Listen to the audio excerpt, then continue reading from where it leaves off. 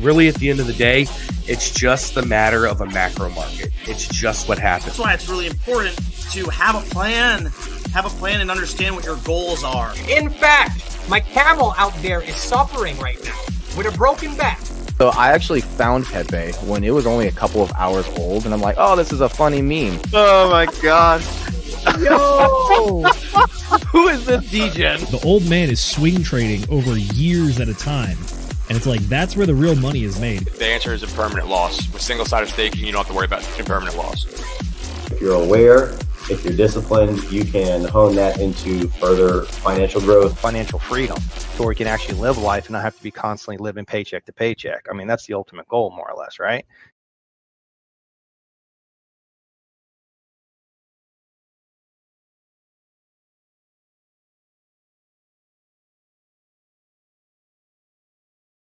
Good evening, ladies and gentlemen, and book readers of all ages, or if you prefer the non-eyeball version, the audiobook lovers, which I know a lot of us here might be that, because, you know, reading's a little bit slow sometimes.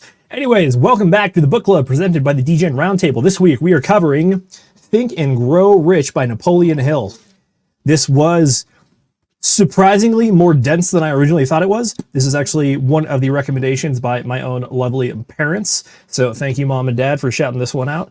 And then also everyone else for backing me up on the play as we crushed it in about 2 weeks. And we're going to start up our new cycle of 1 week books with our co-host, Will Stevenson. Will, how you doing, brother?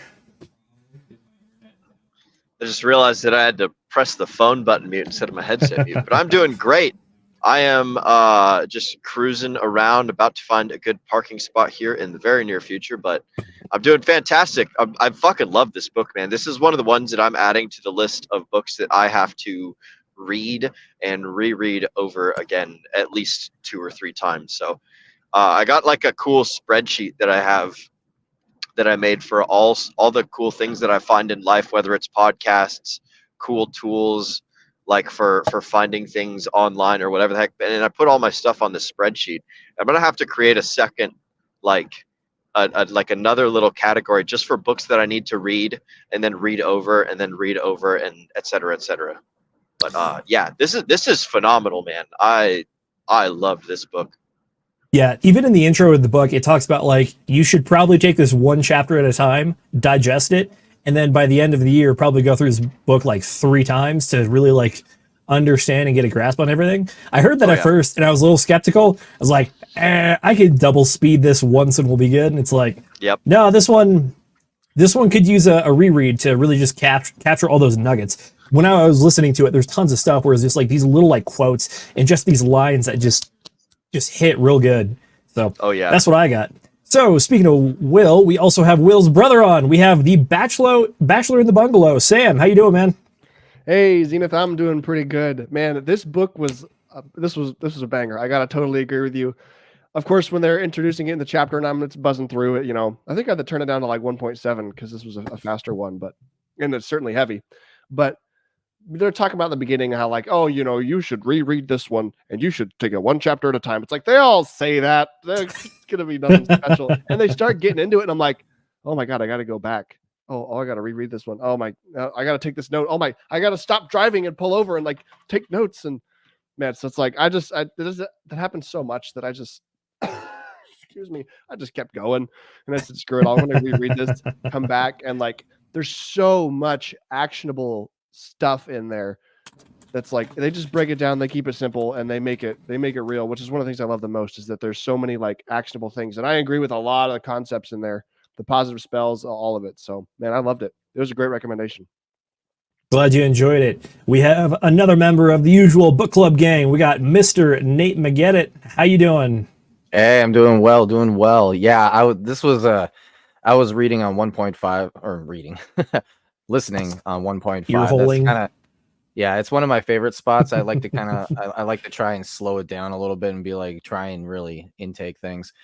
This book, it got a little bit interesting for me because there was a lot of, it was bordering on the woo-woo type of fun cosmic stuff. However, though, you know, it kind of has a little bit of a point, and you can break it down. But at the same time, there is a lot of energy that does go into going to if you are thinking about something, right? That was and honestly that and like not knowing. You good, brother? what? I'm hearing it too. Wait, who is that? Yeah, I hear something. Is there someone talking in the background, Zenith? There might be. I might have to change back to my other mic. Sorry. Uh-oh. Nah, it's all good, bro. Uh-oh. Yeah, I share this space You were with saying, one of my Nate? buddies. That's a good ass mic, bro. Picks up all the stuff. But anyways, Nate, you were saying that you're the woo woo magic stuff. Woo magical stuff. Yeah. See that I've been reading about with books saying that type of thing of like think it and it'll become, right?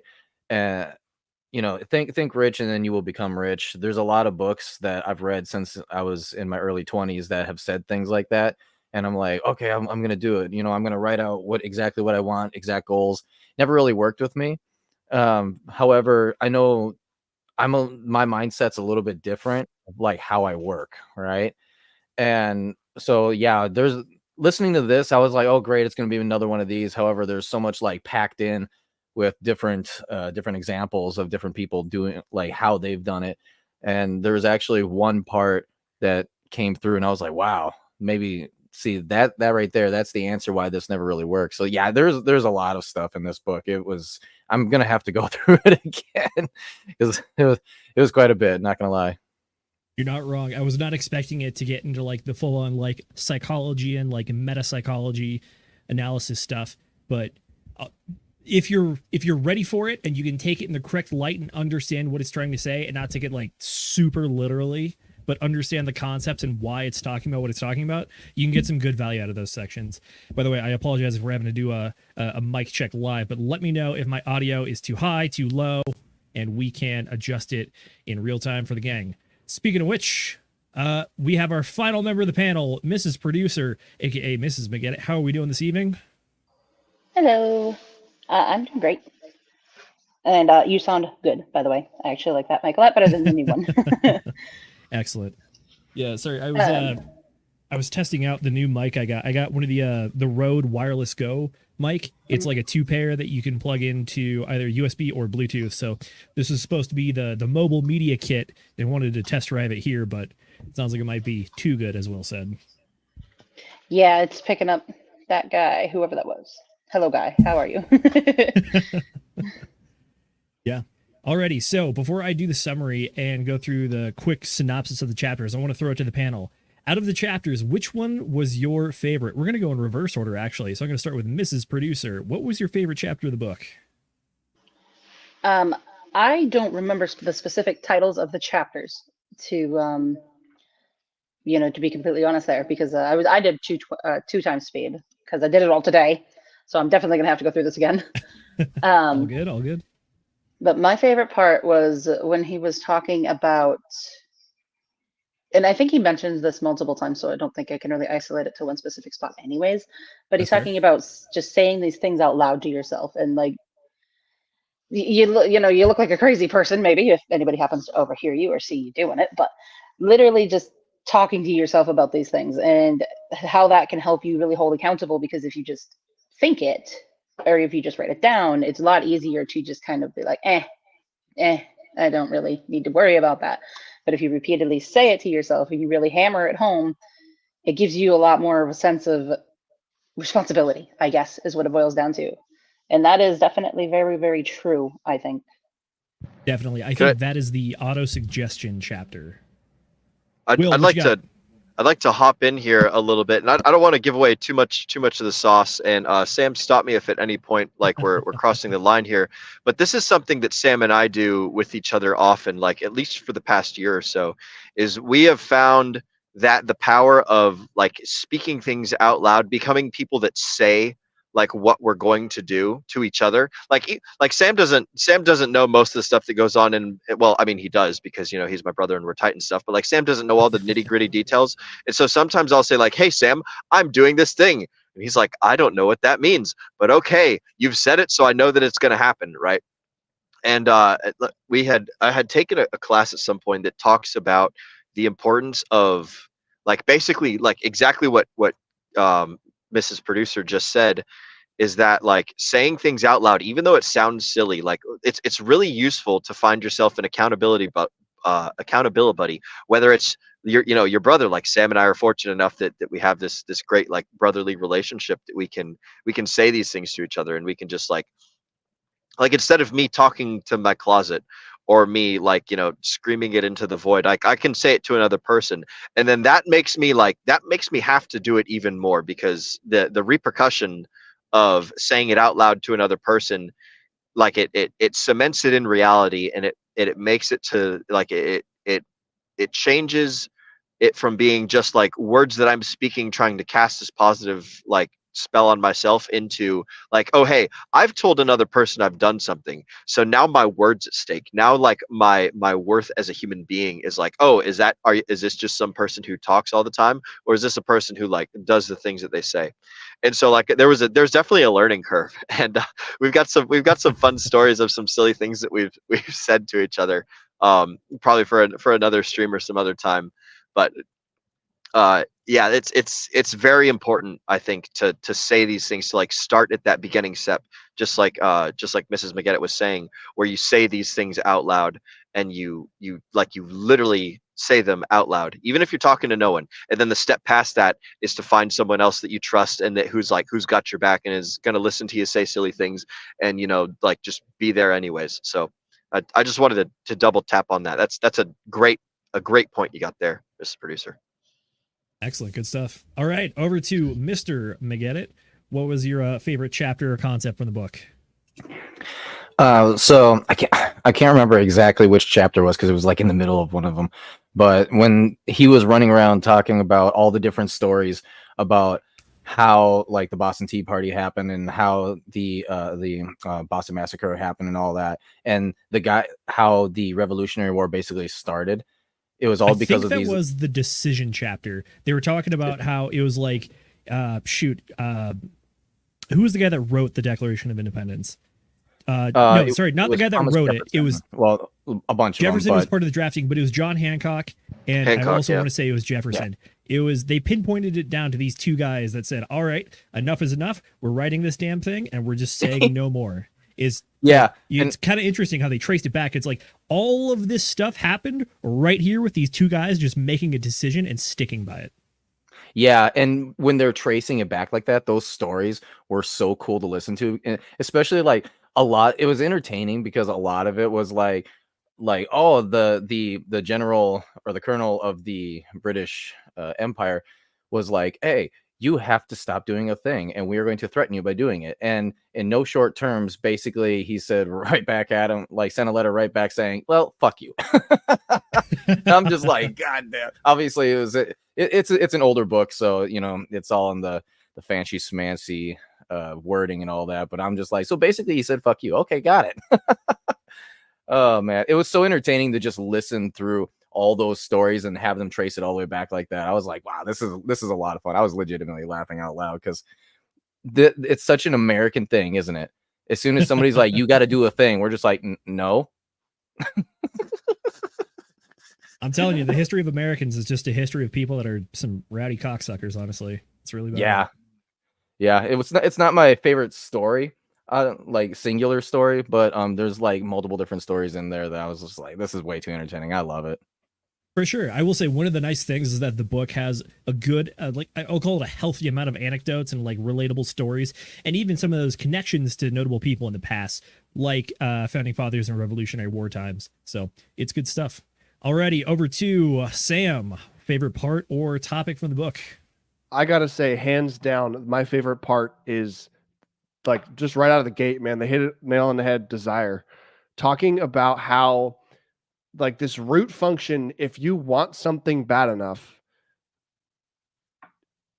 it'll carry you all the way there, right? Assuming that obviously you can, misuse that, and if you want the wrong things, maybe. But like in their case, they're talking about desiring some amount of money, right?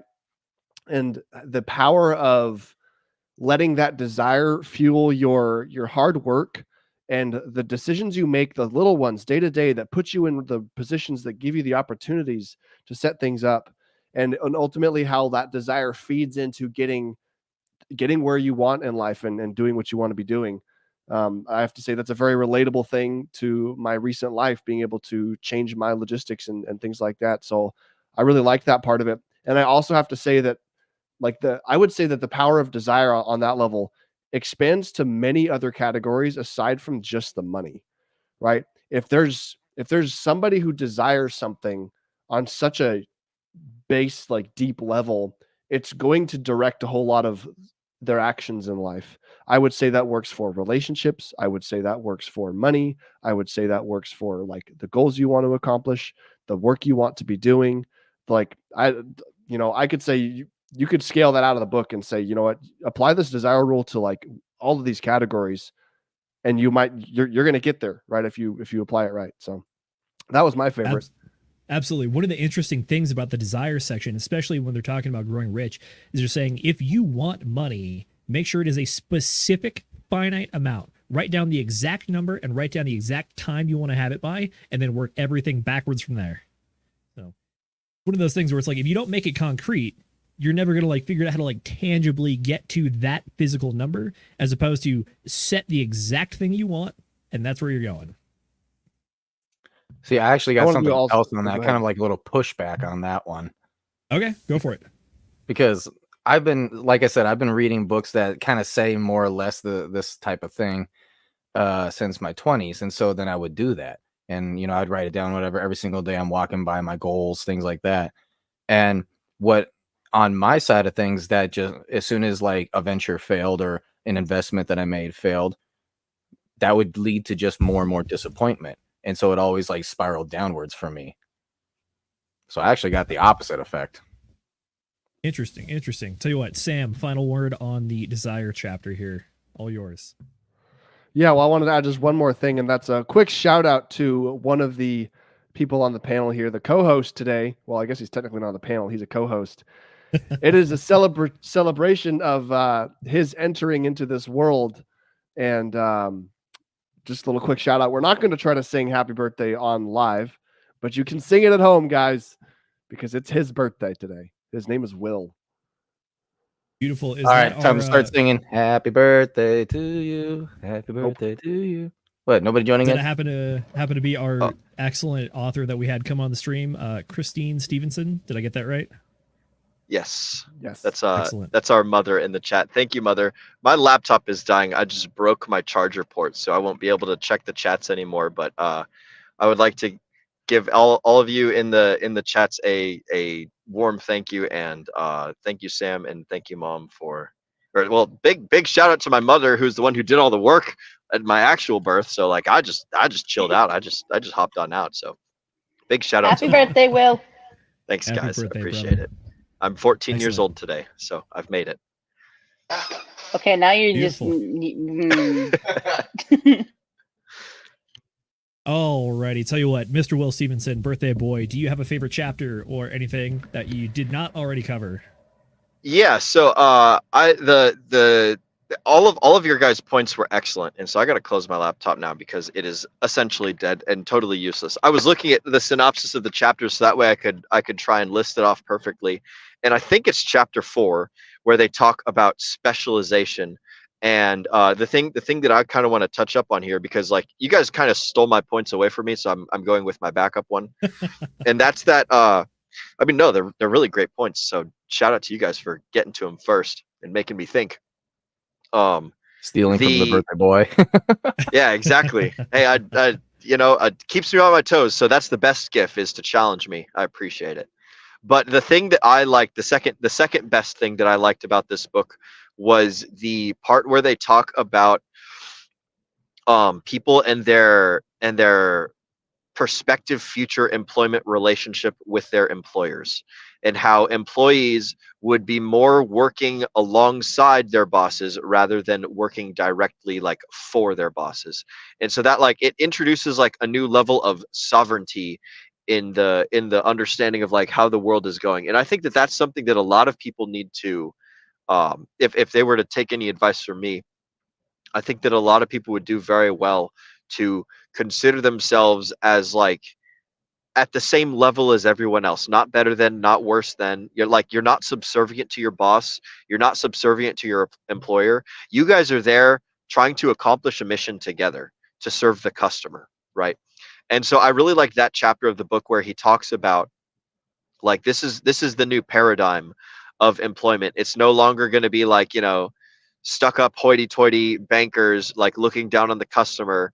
There's no longer like bosses in power positions like exploiting the workers. It's like, nah, people have to work together, otherwise the whole system collapses. And then he talks about like that's why like the Great Depression was such a big like problem, and everything is just all of that stuff all encompassing. So but the thing that struck out to me most was like, hey, like as an employee, you need to realize that you're valuable and you have a say in like who you work for. You have a say in what like bullshit you tolerate from your employer and what you don't, and same thing vice versa. As an employer, you have an equal amount of power or leverage as the employee, right? Like you need to set boundaries and you need to enforce them, just like the employee needs to set boundaries and enforce them.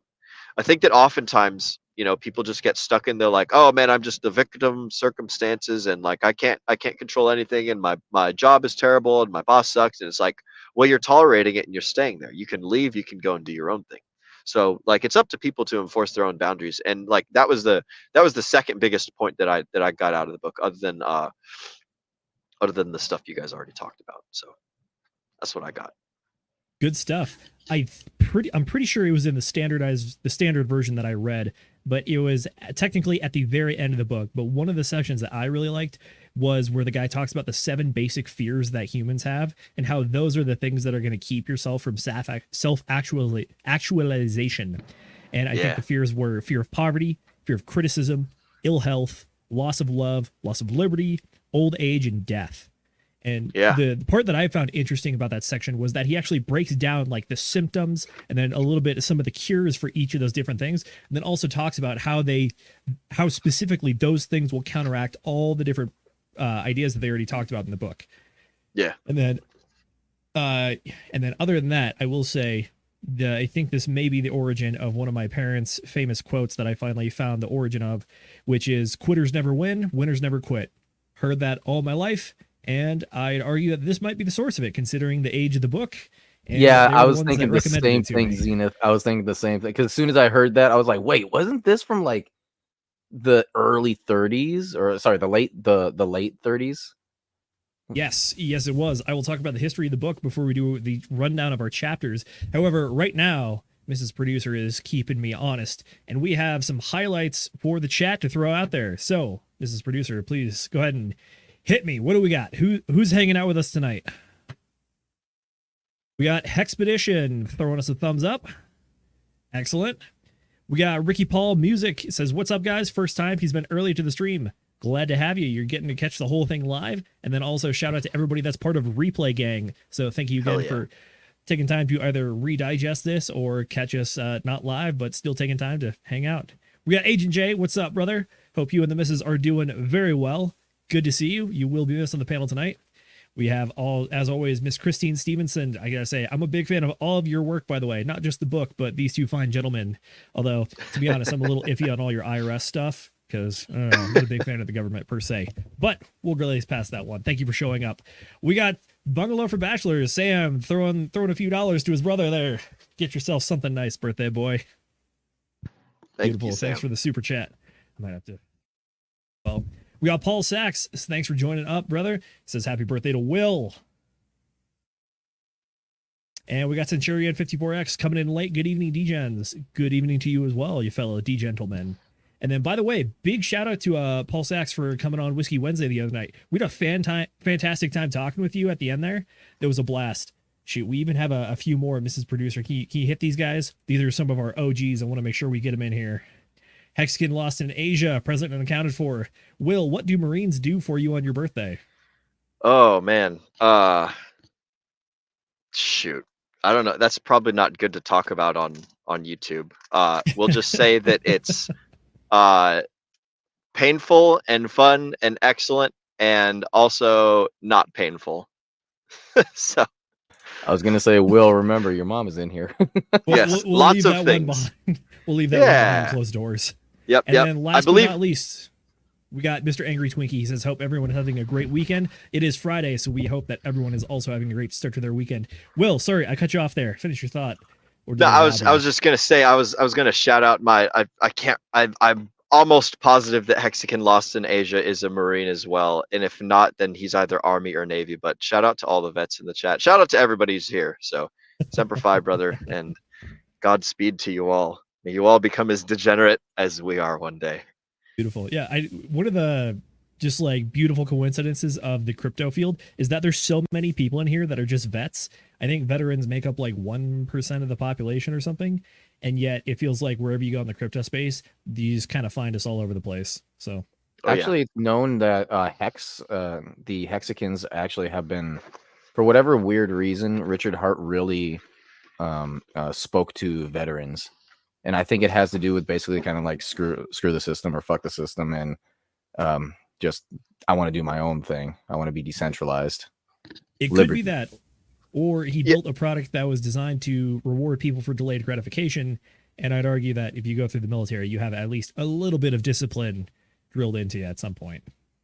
There's that, and I think just the one more thing that I'll tack on here is that Richard Hart is also a strong leader, and people who are in the military generally have a more because we get switched out leaders so often, and so we get to see a lot of great leaders and we get to see a lot of bad leaders, and then we get to see a lot of like the real life repercussions, like people dying, people living, missions get accomplished, stuff going smoothly, like suffering and all that. Like there is a very strong correlation to like real life consequences with good leadership and real life consequences with bad leadership. So when you see a good strong leader, it is not uncommon for military folks to like attach and gravitate towards that person, and I would say that Richard Hart very much embodies a good strong leader.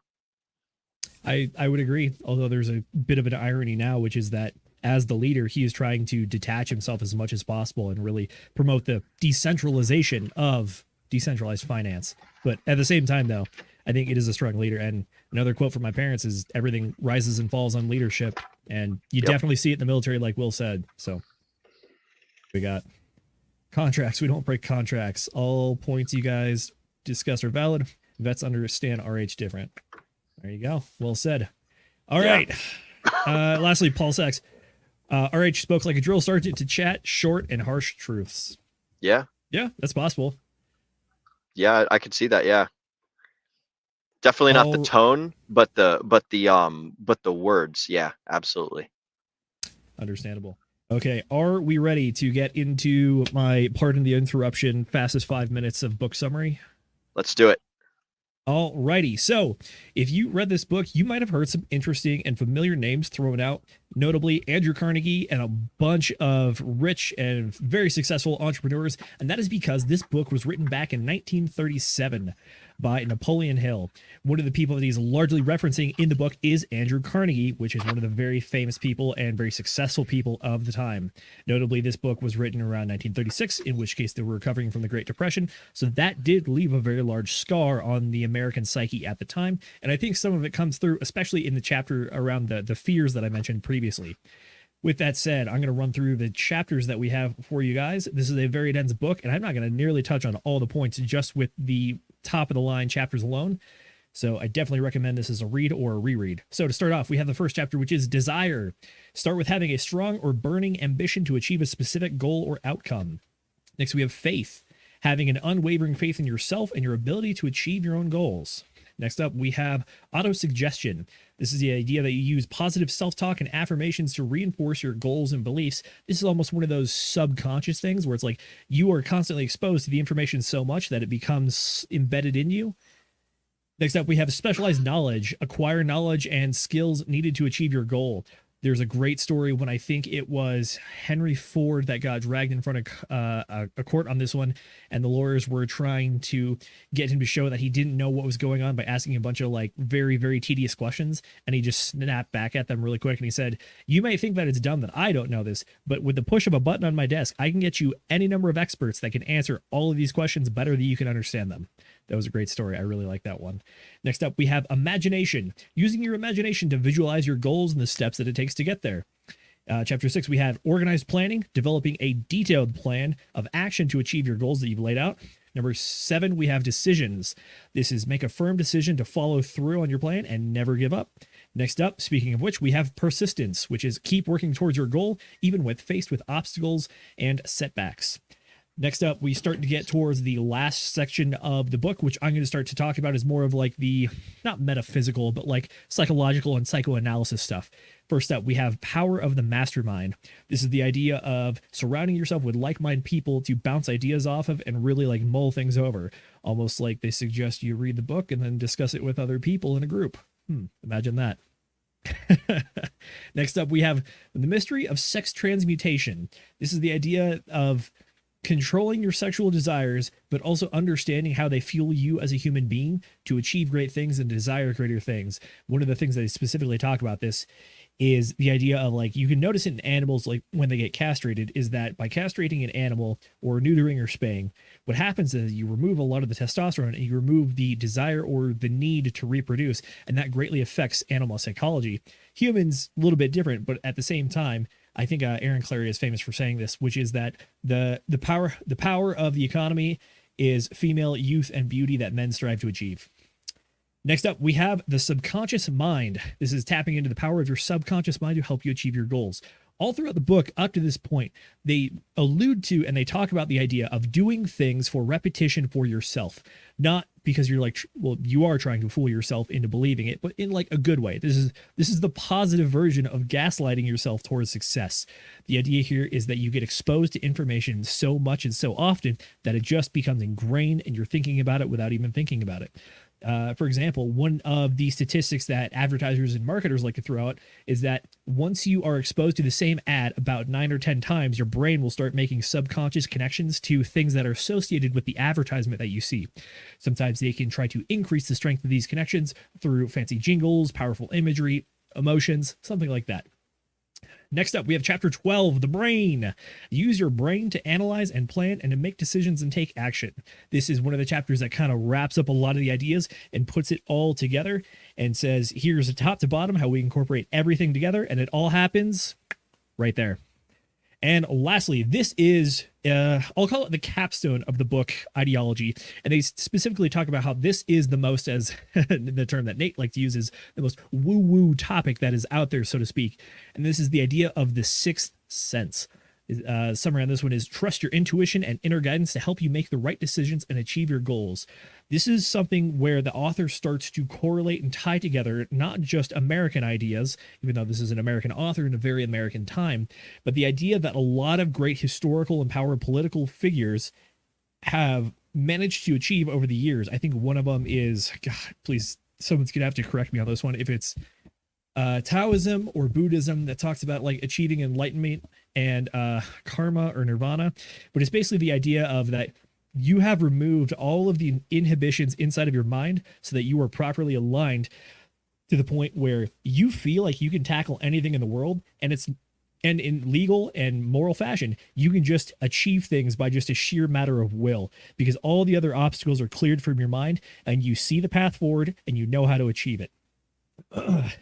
One of the stories that the guys talks about in this one is that people, this only typically only happens with people later in life when they have achieved the age of wisdom or enlightenment. And what they talk about is the idea that if you can kind of use your imagination and really recall back to famous personas and people and think about how they think, and then you can even start to kind of imagine what those people would say and how they would even interact with those other people all inside your head. The author talks about that he was able to kind of figure this out so well at one point that he felt like he actually knew certain characters like Napoleon and Lincoln and Julius Caesar, and they all literally just lived inside of his head. And then sometimes without even realizing it, he feels like he would almost have like somewhat of hallucinations and see them in real life and understand their wisdom and what they're saying to him. One of the more detailed stories is he has a dream one night about how Abraham Lincoln is personally giving him advice, which sounds kind of cool. I'm not going to lie. Alrighty, with that is the rundown of the chapters.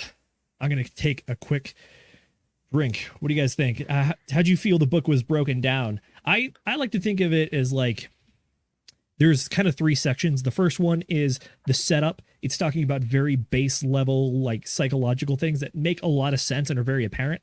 And then we move towards actual like decision making, goal making, building a plan. And then after that, we get into the psychoanalyst chapter. What do you guys think? Well, I think that what I'm going to start doing is visualizing, having a conversation with you every single night. I would recommend maybe having a conversation with someone else every night, but I appreciate that much, my friend. I did enjoy the like on a more serious note. I did enjoy the I don't know. I don't want to call it woo-woo magic part. Casting spells. That's the word that I want to use. It's casting positive spells, reframing your mindset. You know, you were talking about the what was it? It's like self-gaslighting, but in like a positive spin. Like I think that that's really, really helpful, and a lot of people would benefit from doing that sort of thing specifically. Your question was though, like, what do we think about like the structure of the whole book? Was that what you were asking? Yeah, I like to. That's how I kind of organize this in my mind, which is we have things like desire, faith, autosuggestion as kind of like that basis of like get your mindset right in order to get the rest of everything going in the right direction. Because you can do all the other stuff, but if you don't have the mindset right, you might not stick with it, or you might not understand how to achieve the things you've put out for yourself. Yeah, and that was something. So he talked about that part like the whole book. I remember very specifically in like the latter half of the book, not the fear part, but the fears portion, but like maybe about an hour or 45 minutes to the end of the book, he talked about like the only real thing that you have complete and total control over is your mind, like the things that you choose to think about. You can choose to think about this, you can choose to think about that, you can choose to think about monkeys, or you can think about oranges, or you can think about Hex orange address, or or you can think about all sorts of stuff, right? Like there's like but at the end of the day, if you don't figure out how to control your mind, then you're just going to be like bumbling through space and time for the majority of your existence. So I thought that was really cool, and that he stuck to that topic for the entirety of the book, and that's a great point for people to focus on. That's good. Sam, what are your thoughts? Yeah, Sam, what you got? I was thinking a lot about like the spell casting as I was going through this book, and one of the things that I didn't think a lot about before was the importance, according to the book, of mixing in the emotions with the spell casting. And you know what?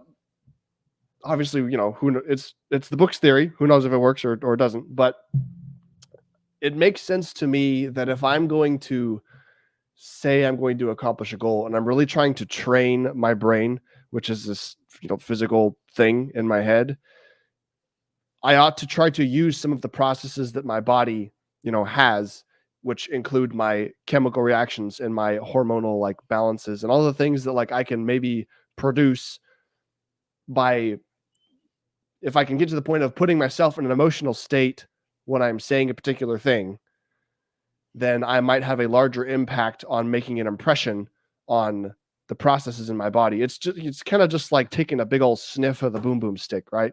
It's like the more impressionable I want to make something, the more I should impact all of the things that like the sensory experience I'm having. You know, it's kind of funny. It's like basically what you're saying there is like, ooh, whatever it is, right? Like, yeah, it kind of seems it kind of seems a bit funky to me. And like when he's talking about these things, I'm just like, oh my God, just stop. I don't care. And I'm not gonna gaslight myself. I can't convince myself of something. You know, I've been doing this for 10 years and I'm just losing it all, right? But when he started talking about how like, well, okay, let's think about how the universe works, right? And I'm gonna kind of add in my own little bits here, but he was talking about how, you know, the universe is basically made up of 2 elements, right? You got matter and you got energy. So you've got strings, which are basically quantum realm materials of energy that ultimately come together, have their own wave flows, which then can come together. Those wave flows can come together, which ultimately are going to creates the same thing in the quantum realm except it becomes like more real, and that's really the only way I can put that, is more real, and ends up turning into atoms, right? Atoms, subatomic particles, which become atoms, and then atoms then become molecules, and then molecules gather together and becomes more, and it gets bigger and bigger and bigger. So you kind of see how that happens. So here's the thing, though, right? The thing about strings is that based on wavelengths, they can change. And if that energy wavelength changes, well, then since that's the building block, since it's the very, very start of subatomic particles into atoms and all that, right? Then the final result becomes something else entirely.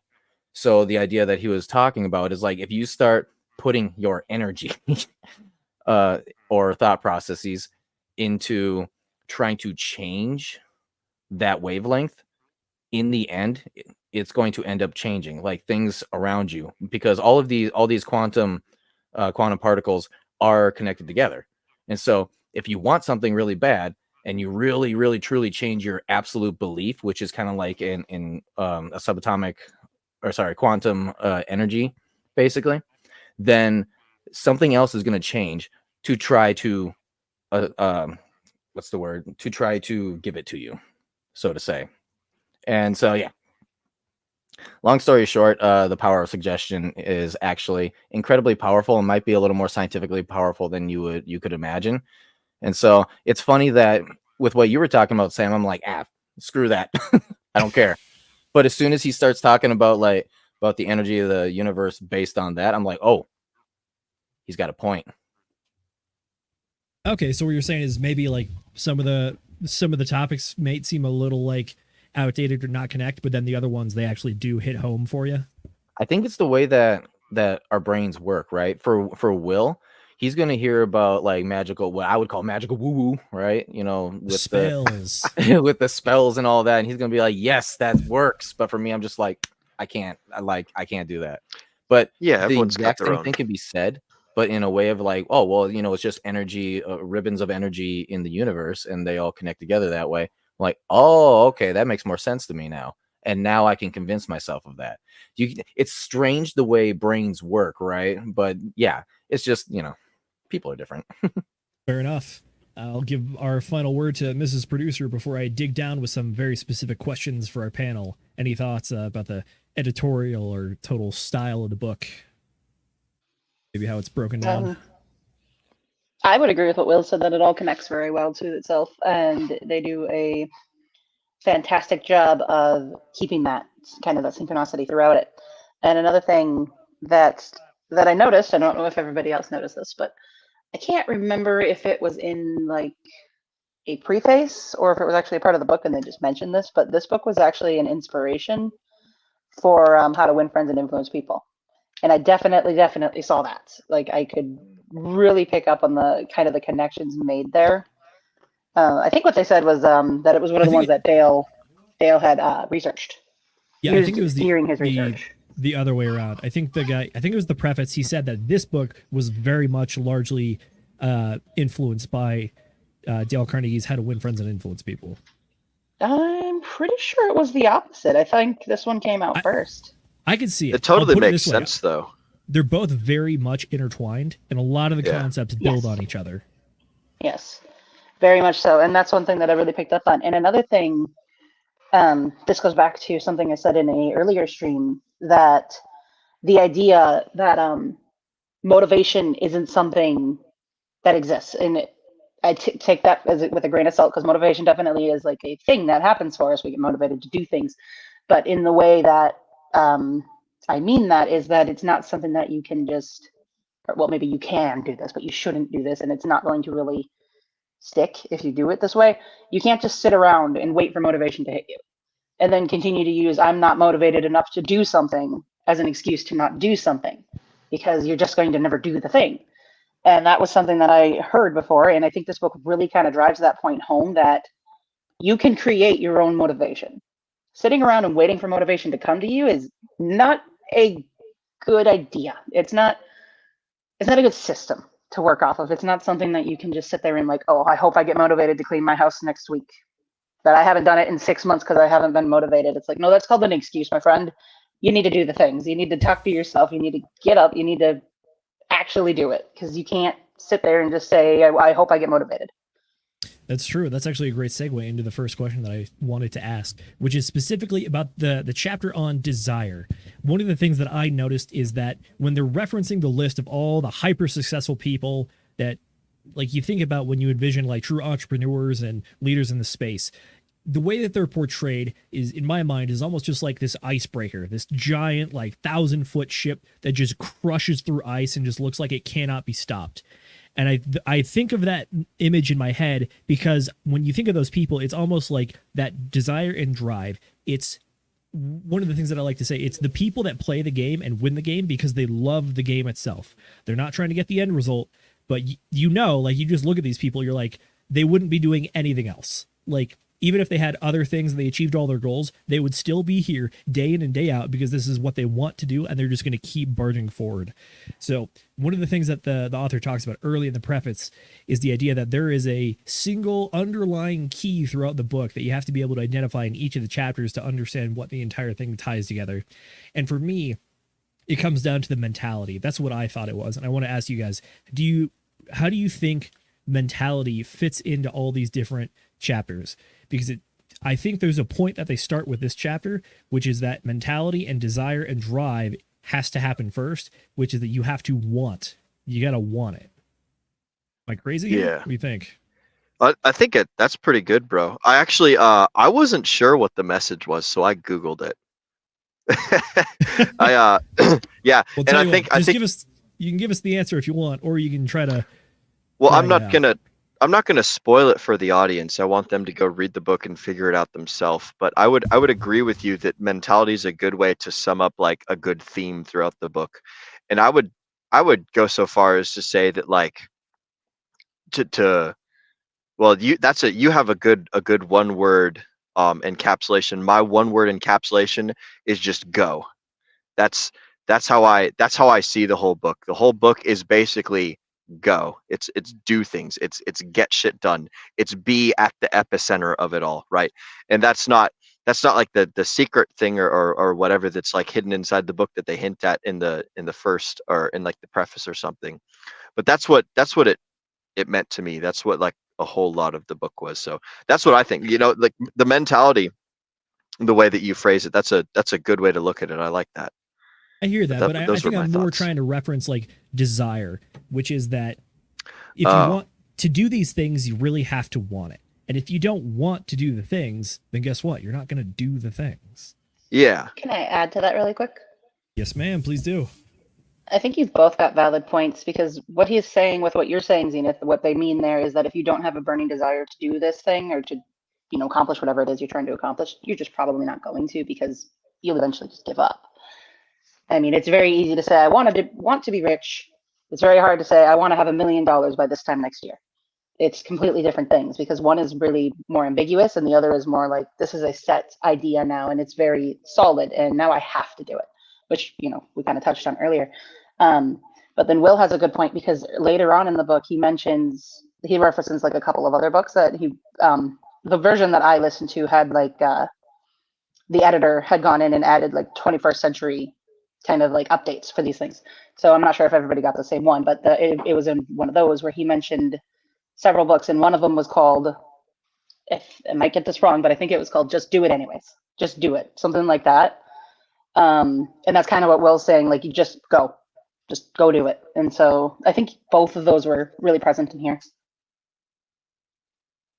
Yeah, those are good points. The reason I asked this question first is because I wanted to talk about it, because I think that this is the idea that starts here and they continue to keep answering this question, going back to this well, which is that you got to have a desire to want things. And if you don't want it, well, that's okay for now, but you're going to have to learn how to want it and learn how to convince yourself to get in that mindset. It says, this is where you need to be. If you're not here, that's cool, but we're going to help align you and make sure that everything is ready to go. Yeah, for sure. That's definitely true. Go for it, Will. What you got? I kind of want to tap onto that. It's there's like almost a momentum that you can generate by just like even if you don't want to start the thing, if you just do it anyways, knowing that you're gonna do others, like it's like think about the starting momentum that it takes to go to the gym in the morning, right? It's like, oh man, like it's cold out, I'm tired, I haven't had coffee yet, blah de da da, but you just go to the gym, you just go and you fucking do it.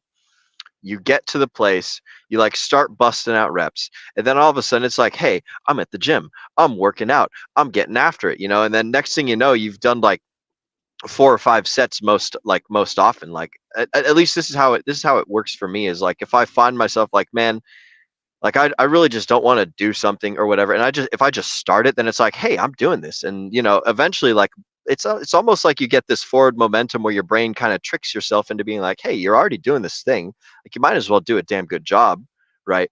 So that's kind of how I see like that's one of the little like mind trick momentum play sort of things where you can almost generate not necessarily false motivation, but you can make up for motivation by beginning and then convincing yourself to follow through with it, because that's the type of person that you are. And then like, eventually it's easier to maintain momentum than it is to just get like the heavy ball rolling.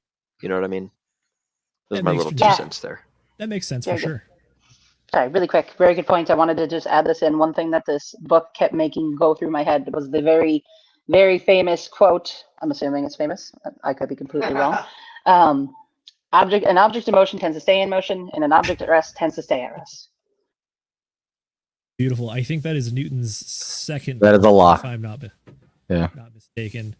Oh, I'm going to be disowned by the engineers if I get this one wrong. Apologies. So it's the law of what, Newton's law? Is that what it's called then? Shoot, no, it's not second law. Second law of motion is force equals mass times acceleration. I believe that is. I don't think the specific details are of the utmost importance, but we do know that Newton did. So for the folks at home, you guys can look it up if you wanna be exact on it. But we got the general gist of it down. So excellent job. Perfect. All right, I want to throw it over to Nate and Sam. I think we beat this one pretty good, and I'm ready to move on to the next question. But gentlemen, you both have a chance for your last word on it. You want to go first, Sam? Yes, actually, yes, I do. I wanted to bring up something that we were talking about earlier when you talk about Dale Carnegie and Andrew Carnegie, right? Some people don't think about very often is that they both have the same last name. I wonder why that could be. I assumed they were siblings. Is that like Stevenson or something? Like, is that where you're going with this? No, that's all. I'll put it this way. According to a quick Google search, it says, although they shared the same last name, Dale Carnegie and Andrew Carnegie were not related. Dale was born in 1888 in Missouri. He later changed his last name to... he's originally spelled it as like Carnegie instead of Carnegie, like Carnagay, and then changed it moving to New York. All right. Well, now I just go trade. Oh, they are different people. Wow, I thought they were family or something this whole time. See, me too. Had me convinced. I was today years old. Thank you, Sam. Thank you, Sam. All right, Nate, last word is yours, brother. Yeah, so desire, right? I've kind of struggled with that because I've heard it a lot, right? There's a lot of books about how to become rich and the mindsets and blah blah blah, and desiring something, being passionate about something, that's usually brought up. And for me, throughout my life, it's like, okay, well, I want to do music. Cool. And so then I do music for a little while and I get really good at it. And also I'm like, I'm bored of this. I want to go do sports. And so then I do sports for a little while and I get really good at it. One of the best on the team. And then also I'm like, I'm bored of this. And then I keep bouncing around to things, right? And then I'm like, I can't be poor anymore. So then I start trying to invest. And 10 years later, I'm still poor. Right? It's like, I mean, for me, like desiring to do something, really, there's really nothing there other than what I feel like doing. And here's the funny thing, right? After the years of doing this, I found I kind of circle around a bunch of things. And I've kind of come to realize that I'm really good at a lot of things, but a master of none.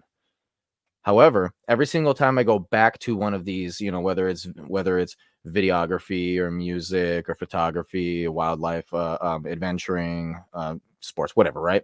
Whenever I'm going around gaming, whenever I go around, I always get just a little bit further, right? It's kind of like what you may call like I build the stats like this, and like, I'm done with that stat, and I start building another stat and then another stat, right? And I'm just kind of like slowly pumping everything up.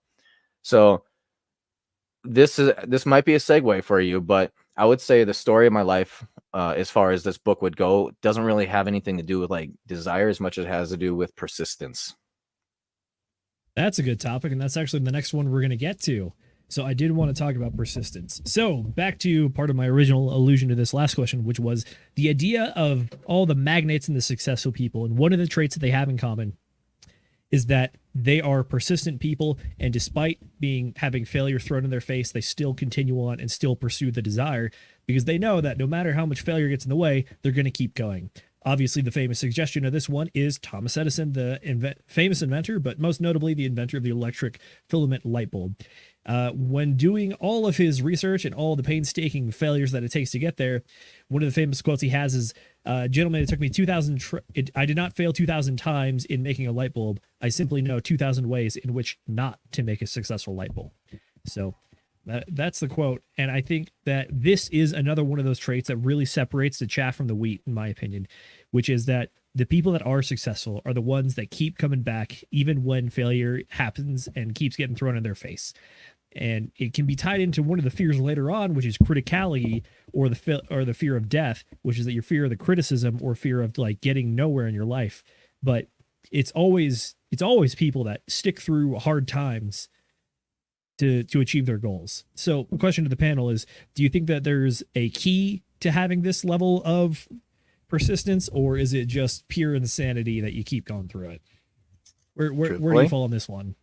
Truthfully, I think it's a little bit insanity. Well, is it insanity, or is it the auto-suggestion that you've told yourself you will be successful, so all the failure does not matter? So here's what my experience has taught me. You get yourself to a mindset where it's like, it didn't work again. And it's basically that. And then you start thinking to yourself, okay, well, that didn't work. So then what can I do to make it work this time? It's as easy as that. And I know it's a little anticlimactic, but it's kind of like a step-by-step, right? Hey, I got step 1 done. Or even going up a stairs. Oh, there's step 1, step 2, step 3. Are you really thinking about how you're going up these steps?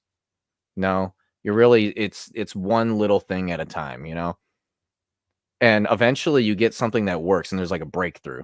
And I would call that like the big leap forward. And once you hit that big leap forward, you're like, oh, now that's important. And then that right there is what I would say gives you a little bit of motivation. But in between that is the persistence of, I almost want to say like no feelings, like dull feelings. It's like your feelings themselves are muted, right? There might be an ideology that deals with this. It's called something stoicism, which is that control your emotions, take failures as they come, and accept it for what it is. So is that what you're alluding to? Yeah, because that's basically been the story of my life at this point. I argue that's the story of a lot of people's lives. Alrighty. Panel, someone else jump in here. Will, Sam, Mrs. Producer, what do you think about persistence? How do you do it other than just keep doing it? Sam, why don't you go ahead? Yes, thank you. So I think an important part that Nate touched on was that like you have to be looking for those little nuggets of all of the things I tried, this one part of it was the thing that I need to remember. This one part of it is the thing I need to carry over. Because like all the people who are successful entrepreneurs, the people who figured stuff out, like they didn't figure it out the first time. The keep trying it part doesn't necessarily mean you keep trying the same thing. And from my life experience as well, I've tried a lot of things, and like, and I wouldn't even say now that the thing that I'm trying is the right solution, but I know that I can stack on the previous nuggets that I've learned along the way, so that like you're building into something that gains more momentum. And like, yeah, I might make a fatal mistake or something. It's okay. Well, now I need to know that that's not something I'm going to make again. But I think the important part of the repetition, that's to make it not just repetition, is that you're kind of like, it's kind of like your bowling, right? Your goal is to hit the pins down at the end, and sure hope you've got the bumpers up, because you're going to be ping-ponging down the way, right? And hopefully every time you bounce off the bumper, you're like, oh, okay, maybe I shouldn't hit that bumper again or whatever, and you pick something up. So that's my analogy for you guys. Fair. Correct me if I'm wrong, but it sounds like what you're saying is the difference between just failing and failing forward is making sure that you learn something from each of the individual failures. Correct. And you apply it forward. Fair enough. All right, Will, what do you think? Yeah, that's good. Like everything, you can extract value out of everything. Even the failures, like you're talking about. When you fail forward, you're still learning. So you're pulling. If you have the mindset and the ability to pull value out of that situation, then you're winning. Thomas Edison, he didn't fail 2,000 times. He learned 2,000 things that don't get him the goal that he achieves. Tony Robbins talks about this as well. That it's like it's important in his perspective to not to avoid thinking about the word failure and to instead think like, oh, that's interesting. That was an unexpected outcome. I want a different outcome. So what are the inputs that I have to change in order to get the output that I desire? Right. And to incorrectly quote Michael Sartain, insanity is just doing the same thing over and over again and expecting different results. Michael Sartain did not say that. That's actually one of his pet peeves, but I wanted to put his name and that statement in the same sentence together. The Albert Einstein.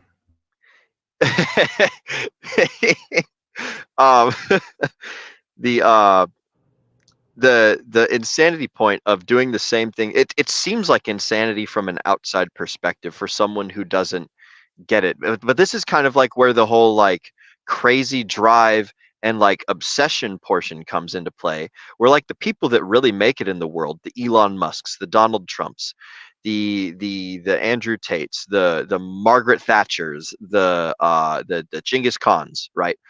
All these people, they like, from an outsider's perspective, up until like think about them like at their start or like at their beginning, when they didn't always have the brand of recognition and magnitude and greatness and accomplishment that like we know them to have.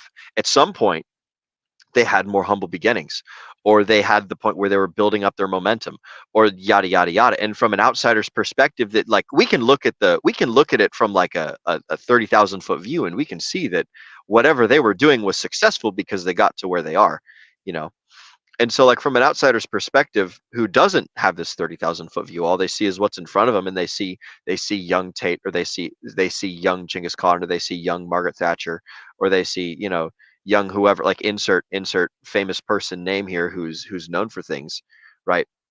They might see that person and think like, oh, like what the heck is this person doing, like practicing that teat, or that or like what are they doing, like writing that terrible speech, like they should just like they give up or move forward and go on to the next thing. But it's like it's that obsessive drive to conquer greatness that only a select few people have. And I like the phrase that you used earlier, Zenith. I use it from time to time myself, the wheat separating from the chaff.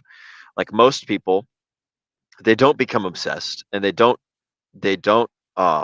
what's the word? It starts with a P. Dang it. Persevere, or I think that's the word. Persevere. Anyways, most people don't. They don't have the perseverance to like keep going through to the end. Like even to the point where it's like, this is ridiculous. Why am I doing it? And they keep trying over and over and over again until they start stacking those wins. Or, I'm kind of trailing off here and beating a dead horse a little bit. But those are my thoughts. You're good. All right, Mrs. Producer, what do you think about persistence? Is like, what's the difference between just like being persistent and being crazy? I actually think those kind of go a little bit together. Like Will is saying, like Will is saying, you got to be a little bit crazy in order to actually accomplish something, because you're going to fail. You're going to fail a lot, most likely. I mean, unless you're extremely lucky. And there's a saying for that as well. Even if you are extremely lucky and you do succeed right away, you tend to squander it, and then you waste all your money and you got to start over. So if you don't have a certain level of determination to accomplish whatever it is, most likely you're just not going to. So there is a little bit of a, almost like I would say an OCD factor. If some people kind of have that in their mind, it could work to their advantage in this sense. And one thing I want to bring up, and they may bring up, sorry, and they mentioned this in the book, and I mentioned this at some other point during one of our other book clubs, but Colonel Sanders, how he founded, technically KFC took him, he was 62 when he finally got it out there, but he'd been trying for 20 something years, and he had such a crazy strain of bad luck. But that's that perseverance. If you fail and you consider it, oh, I failed, I'm done, never going to do anything again, then that's it. And one thing that I kind of try to live by as much as I can is you lose all of the opportunities that you do not take. You lose all the games that you do not play. If you don't ever try, you never have a chance to succeed. So yeah, that's about what I've got to say on that one. That's fair. I think it's Michael Jordan is you miss 100% of the shots you don't take. Yeah. Yep, that sounds like it. Perfect. There was a super cool motivational speaker guy, and I can't remember his name for the life of me, but he said it's risky to do nothing. It's risky to jump off the ledge. It's risky to make that crazy investment. It's risky to hold all your money. Like, everything is crazy risk, but we get to choose the risks that we take. And the only risk that yields no results is the risk of doing nothing. I want to add to that really quick. Yeah. And this is a perfect quote for this moment. The number one cause of death is living. Yeah. Is that like saying the number one cause of divorce is marriage? Exactly. Isn't there a guy who's in the chats usually who literally says marriage causes divorce? That's literally his name. Oh, did I get that backwards? Oh, there might. I don't know if is he on our chats? That happens from time to time, but yeah, I know he's usually in like Rolo's chats. Marriage causes divorce. Oh, okay, that guy. Gotcha. That's a hilarious name. But yeah, the most. We're already alive. It's risky. Anyways, we're done. I'm done beating this dead horse. Go ahead, take us away, Zenith. I was gonna say real quick. Can we pull up Hexkin Lost in Asia's comment? He has a good one here. He says you should be risking more than you can afford, especially 60 days before the halving. Look. Oh boy. We're not going to tell anybody to do anything, especially something as risky as that. However, historically, if you look at the chart, now's not a bad time. I'm not going to lie. So, well, yeah, there's do some with that what you will. About that. One thing right. I wanted to point out is that, and this is a little more crypto related, right? So, like, if you look at the hexagons, right? How long have they been down? Right? Long time. So what do you now? We up. Yeah, we are up, not nearly as high as like just a year ago, though, right? So it's here's up. the thing. It's technically up. Yeah. Here's the thing. So if you're looking at it, right, it's almost like talking about like universal power, right? So with you being down so much, with us having such a good community and just a lot of money kind of flying around, and yet our charts are still so far down, it kind of seems to me like what's going to end up happening is there's going to be a sudden boost up, right? And then we're all going to be rewarded. And what is that? That's persistence of belief. We believe in the projects that we're currently in, the coins, right? And so we're going to get rewarded by the universe. There you go. I like it. All right, Mrs. Producer, we're actually going to take a quick break to go through some of the chats. I hope he's still here. I do want to give a special shout out to Moonpilled at some point. We got Crypto Chronic up first. He says, "What up, DGen fam?" Oh, and happy B-Day, Will. Cheers. Thank you, Chronic. I appreciate it. Chronic is one of the OGs. And then we also have another OG here, and one of the best cheerleaders in the whole space. That is Tam Tam. She says, "What's up, lovelies? Good to see you, Tam Tam. Aloha, Glad Tam you catch Tam. another one." And by the way, thanks for putting together that clip that you tweeted out. That was awesome. I really appreciate it. We got Alan coming in. He says, he talks about, this is a reference to the book recommendation he had right before this. He says he's recommending a math book. Highly recommended. It's nothing by Robert Kaplan. It's a complete history on the number of zero. By the way, the book he is referencing is One Fish, Two Fish, Red Fish, Blue Fish. No, he's not actually. If you go through the comments some more, that's why I unstarred that one, because that one was a joke and I didn't want it to be connected. But yes, that's he too made a funny. joke of the one fish, two fish. But then he's actually making a real recommendation here, so I wanted to put that up there so you can get it on our list. My apologies. Good joke. I will also take a look at the recommendation. By the way, I forget. Yeah, Moonpilled. What's up, brother? I know you're a busy guy. Thanks for stopping in. And yeah, hopefully see this in replay, gang. Looking forward to seeing you sometime later this year, brother. Crypto Chronic says, have y'all ever read The Ape That Understood the Universe? Hell of a book. I have not, but I already have the Amazon page pulled up, so there's a good chance that'll be purchased before the end of the night here. We got Hex Glenn. What's up, brother? Glad you can make it again. Always a pleasure to see you around. Was that it? I feel like we were missing a book recommendation that was not One Fish, Two Fish. No, the two books that have been recommended was the History of Zero, and then the one that you just read at the very end there, the Ape That Understood the Universe. Those are the two that we've gotten so far. It's called History of Zero. Yes, it's, hang on, The Nothing That Is, a complete, or a natural history of zero. That's what it's called. By Robert Kaplan. That sounds fascinating. Yeah, I looked it up after he mentioned it because I'm curious, and it does seem very interesting. That's something that appears a lot like in astronomy. So that, I mean, and science in general, really. But no, that'd be really cool. Have you noticed how many Dr. Seuss books we keep getting? I mean, it's 2, which isn't a lot, but it's odd that's happened twice. Yeah, see, here's what I'm seeing the future. I'm going to go to my crystal ball. What we're going to have is the keeper of books over here, and it's like the stack of books to read. And then we're going to have a separate stack, and it's going to be the Dr. Seuss stack.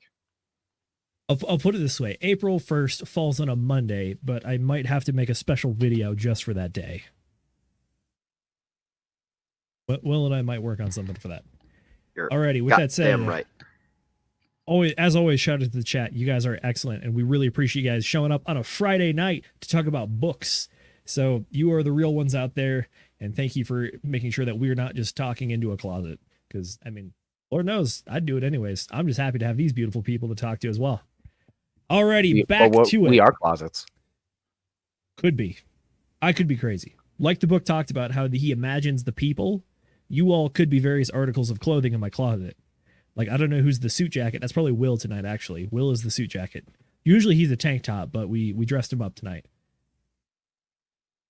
All right, with that said, we were talking about persistence, and I mentioned the idea of, is persistence crazy, or is that just kind of part of it? I am not one to shy away from the idea that I recognize I'm a little bit crazy myself, and I think most of the other Hexkins and people that are this early into crypto are a little bit crazy. But you got to be a little crazy to make some good money, and especially to get these gains and to get so early into these projects. But I think it's a good thing. For me personally, I think persistence is a large part of this, which is that we started off with the desire, the goal, the drive, and then we talked about persistence. We're going to take a quick step back, and I want to talk about the decision-making aspect, because you can't keep failing unless you keep making decisions. And decision-making is important. One of the things that the guy talks about is that good leaders are quick to make decisions and slow to get off of them. However, they are still willing to course correct and make changes when necessary. But the general idea, like Will alluded to earlier, is you got to go first. So we can try to relate this one a little more to the crypto sphere. How do you think being decisive has helped you guys, or maybe you've not been super decisive as investors? Any tales from the blockchain? I think that it's important to just make the buys, to just DCA in, to just back the dump truck up. That's what I preach about from time to time on our different episodes on like the regular DGen roundtable shows. Like, hey, it's time to DCA. Okay, just go all in. You're done. Boom. You've made the decision. Instead of trying to find like the perfect solution, you go with an 80% solution right now, and you do 100% at all times, balls to the wall. And you're gonna mess up a whole bunch of them, but like you don't have any regrets, or well, not that you want to live your life based on regrets, but you have less regrets when you can tell yourself and you can like truly know and understand, like, hey, I gave this my best every single time. I did the absolute most that I could every single time. And I think that like operating with like a reserve or something like that, like, this is just my own personal way that I do things. This is my own little anecdote. And everyone has a different way up the mountain, but that's the thing that I think is useful in the crypto sphere is you make a decision, you commit to it, you go balls to the wall, you realize where you go wrong, you course correct, and you just keep making decisions, because that's the most difficult thing for the majority of people in all walks of life, is just making that starting decision and getting that forward momentum going. So Absolutely. That's my little crypto. For sure. One of the things to think about is that there's kind of two ways of thinking about decisions. The first one is that the first decision is the hardest to make, and once you're in the habit of making decisions, then you're going to keep being able to do it. The other side of this is that if you have to make too many decisions in a short succession, you're going to run into decision fatigue, and you might start making bad decisions. From sort of the meta-analysis of what dollar cost averaging is it specifically making the decision way ahead of time to build the plan, where normally you might have to be like watching charts or a market. This is not even just for crypto, but just like general stock investing or saving. Like, when is the right time to try to take a little bit extra out of the paycheck to help refill the emergency coffers? It's the idea of you can make a decision early to help make other decisions later a little bit easier. We're not saying that they're going to be the best decisions as per like market timing, like Will alluded to, but it's the idea that the consistency in the decision making is going to help you. It's not going to be the one thing that makes the greatest decision ever, but it's going to be something that prevents you from making bad decisions. And at the same time, it's still doing. And having the decision to do is one of the big things here, because even if you fail, as long as you learn the lessons, you're failing forward. So and it's better to make a bad decision than to make no decision. I would say that as well, because then you're still in the forward momentum of making decisions. And when you start getting into the world of not making decisions, then that's when you begin to like procrastinate and stagnate and like find excuses and start treading the easy path. It's better to do difficult things and screw up and like still have the gumption to fix yourself. That's much more optimal than to be like, no, I'm gonna wait, I'm gonna be passive, I'm gonna procrastinate up until later, like, because procrastinating is the opposite of decision making, right? And so that's a little bit I wanted to throw on that there. That's true. The other half of this chapter on decision making talks about once you make the decision, it's important to stick with your decision and see it through, because that's really the only way. The book talks about how you're not going to see the fruits of your decision until you actually stay the course. Like, you're not going to know if it was right or wrong until you've had the amount of time play out to see it happen. And I can actually relate this to crypto because I've had a couple of experiences like this, right? Get it? So it starts off earlier in my crypto career, if you want to call it that, with Comb Finance. Now, Comb Finance is it's just an alternate coin on Phantom, and I noticed that on Beethoven X that they usually had some pretty high yield, and so I was like, okay, cool, well, I'll buy into this coin and I'll start yielding it, right? However, I didn't know it at the time, and so I made the decision, hey, I'm gonna use Comb Finance as the first time that I'm going to go through and really dig deep into like a community, and is this particular project worth it, right? Well, what I ended up finding out is that all my questions that I was asking about, which are, relatively basic safety questions, basically the devs came to me and were like, just don't talk about that. Just don't talk about that. And I was like, So then there is another decision. Do I want to keep this high yielding thing of mine, or do I want to just completely get out of it entirely? And that decision was made almost instantly for me. because I was like, yeah, no, this is not good, and I'm just gonna get out of that. I don't care if I can make money with it. I'm not gonna be part of it because there's other places I can go. The other one is going to be 9inch. So 9inch, I looked into that, and it's a great idea. But then some things started appearing upon launch, and my only caveat was like, I'm going to stick this through because maybe it's just mistakes and things. I'm going to stick it through unless the community issues start happening again, just like with Comb Finance. And I got banned. I was asking questions because they were being a little bit shady upon launch, and I got banned from their Telegram because they didn't want me asking questions. That right there immediately told me, all right, no, get out. Now I do hold, just to say, I do hold a little bit of 9inch because I do believe that the coin itself will launch up. But then again, we're in the bottom of a bear, or we are ramping up into a bull. My bad. We are ramping up into a bull, so it's going to pump anyways, and it is the place for meme coins to go and yield.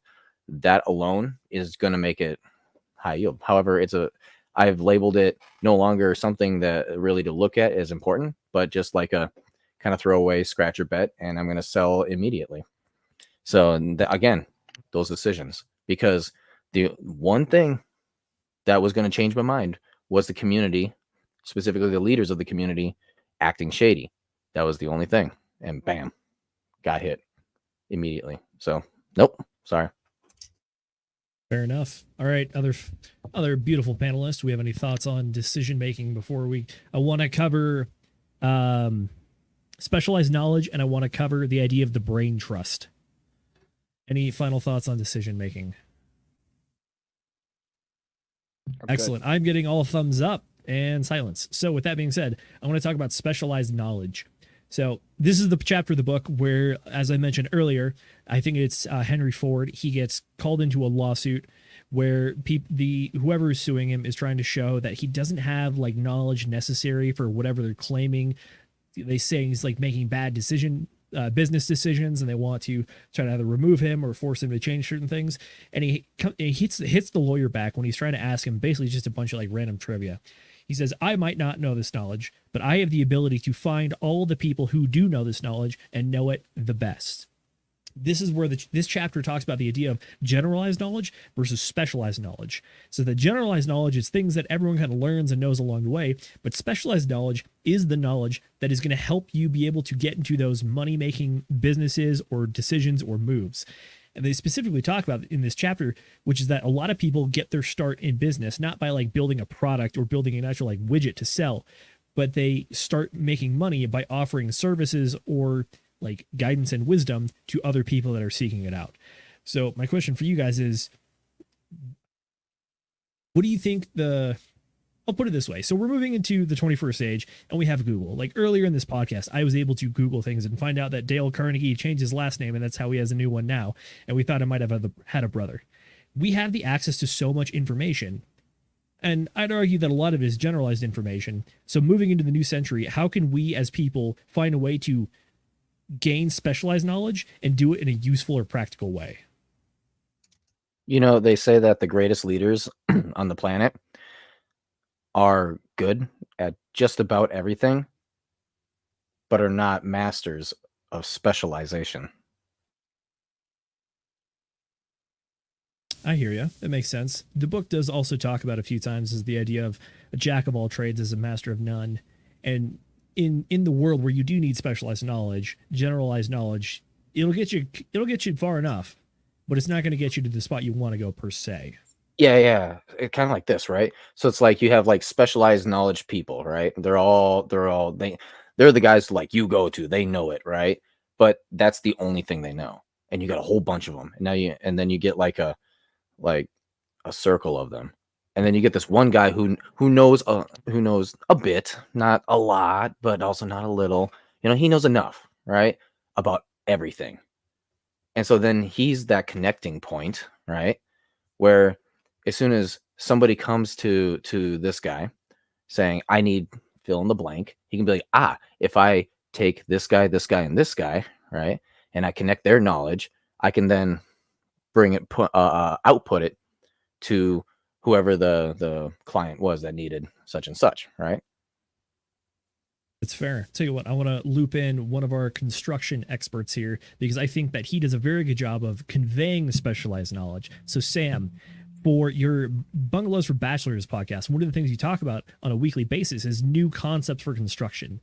So, when you've been running this stuff, what have you found is like been working or not working for conveying specialized knowledge to people?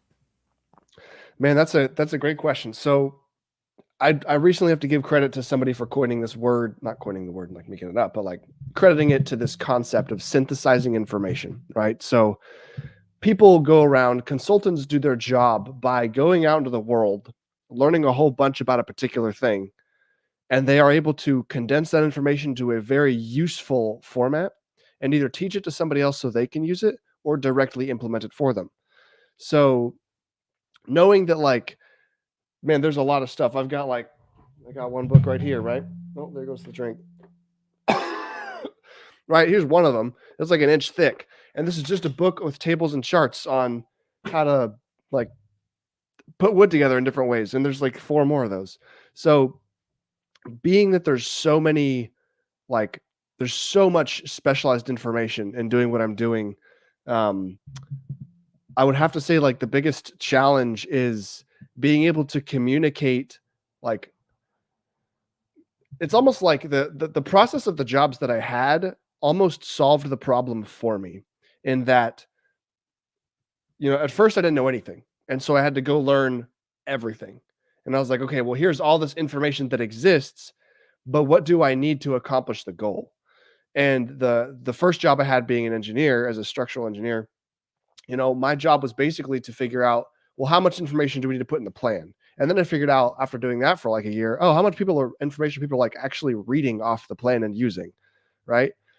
And it's not very much, right? And so I started to learn that like there's this huge world of people who just need to know enough. And so I just started to pick and choose, like, what are the things that like can make a difference that people should know about?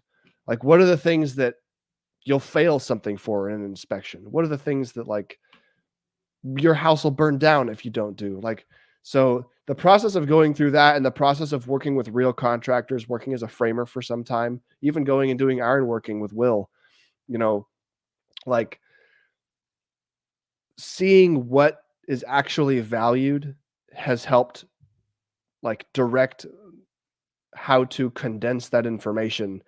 So I know not only like which topics to speak about, but how to, I guess, phrase it in a way that makes sense. I don't know if I'm answering your question. What was the original question? The original question was some of the difficulties you've had of conveying specialized knowledge. I think you really hit something on the head there with the idea of synthesizing information.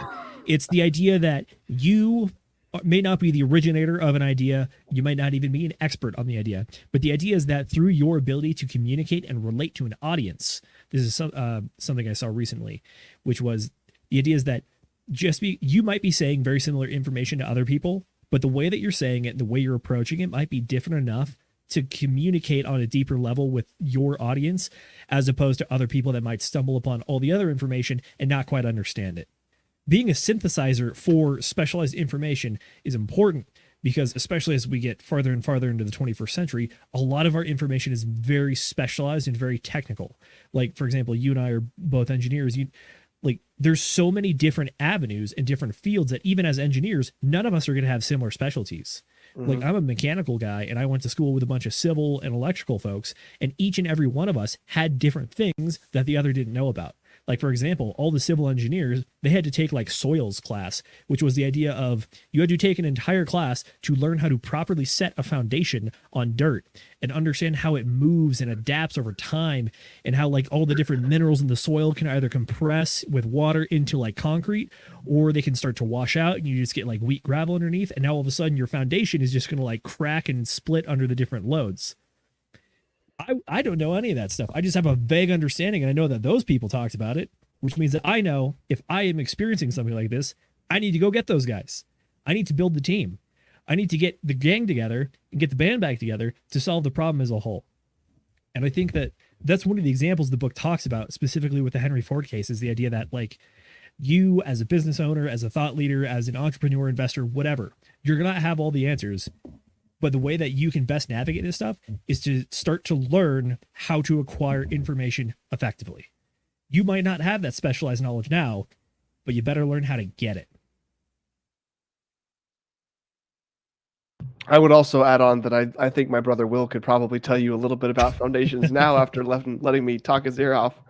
Oh my goodness. I learned so much. Like I don't know if you guys probably saw me doing the little wave thing, but Zenith, when you were talking about that, it harkened me back to like Sam teaching me that houses are all just essentially like the foundation is a boat and the sand is the water. And it's very slow moving water, but like, sand and dirt and everything, it shifts, like the ground freezes, then it thaws, and the water, the rain washes stuff away and things move underneath your foundations and everything.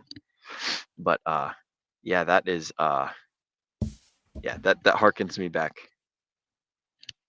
That's fair. I'm going to jump in here. Go for it, Mrs. Producer. What you got? I just had a quick kind of random question about that. Is that why old houses creak? Is that why they say the house is settling, stuff like that? I think there's multiple answers to that question. Sam, you can hit one of these, but I'll try to cover the more generalized one. Yeah. So yeah, houses. Oh, sorry. Yeah, houses move because the dirt moves. Rarely will you see a house that doesn't move unless it's on rock and the rock stop moving. That's when you might experience that. But the creaking is most likely from the sound itself is actually coming from the nails sliding in wood. When wood expands and contracts, basically the fitment of the nail inside the wood changes, and that sliding sound is the creak that everybody is familiar with. And creaks happen just because nails are smooth, and like if things start expanding and contracting and moving around and a nail slips past in and out of the wood, then it's going to creak. Okay, gotcha. I was just really curious because I've always heard that, but I don't know anything about anything when it comes to construction. So I was just kind of wondering, like, is that what they mean? Because that makes more sense now, It's the ghosts. Yes. Mrs. Magetta, I put up something in the private chat if you wouldn't mind pulling up the relevant comment from one of our audience members here. This is one of my who is Sandy Loam? Sam, who is Sandy Loam? Sandy Loam? Well, don't get me started. I think maybe Zenith could relate here. Sandy loam is one of the types of soil. I mean, who knows how? I'm not a soils engineer myself. Excuse me. But if you've ever seen the ways to describe dirt, you could have sandy loam, you could have loamy sand, you could have clayey silt, you could have silty clay, you could have clay, dirty, silty, sandy, loamy clay, and you can just, who knows, right? So that's just a little joke there. Exactly. Yes. Funk Master That is Hack. excellent. True.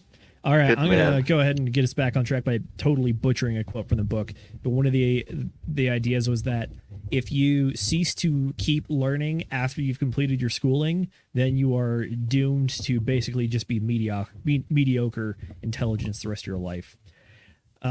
This is where I want to tie it into the idea of the brain trust, which is that the book talks about you need to keep learning all throughout your life. Just because you're done with school doesn't mean you're done learning. You got to keep acquiring knowledge and keep stacking that knowledge towards bigger and better things. One of the ways the book talks about doing this is setting up the brain trust, or effectively getting people that are similar minded, not exactly the same, but similar minded, but you're still all aligned with similar goals and vision. And that's the place to bounce ideas and to learn from each other. It's everybody brings their specialty, everyone tackles the same problem together, and you figure out collectively how to go and attack things.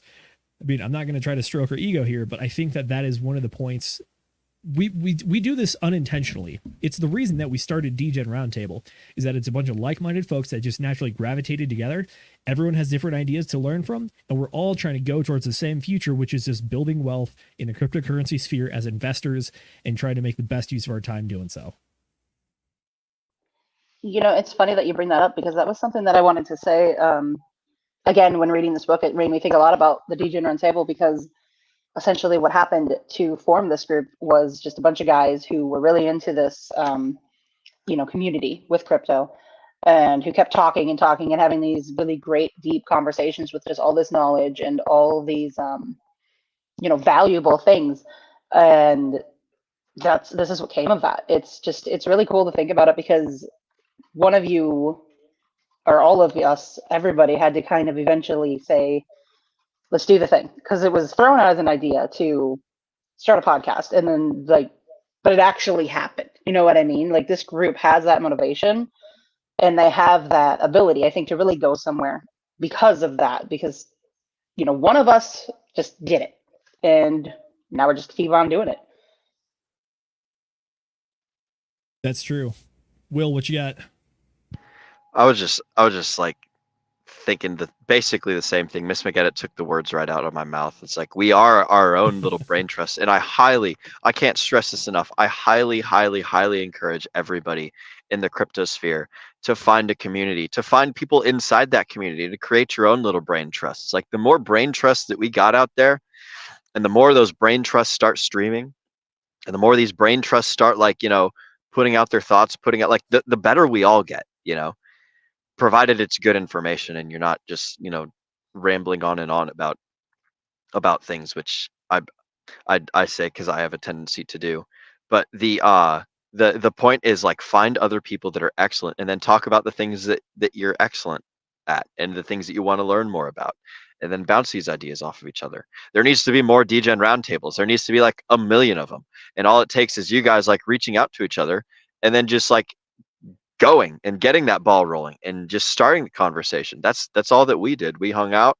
We made a whole bunch of degenerate plays back at the beginning. We answered a whole bunch of cool people's questions, and we're like, hey, what if we record this? And it all went from there. So the most important thing is finding the people and starting.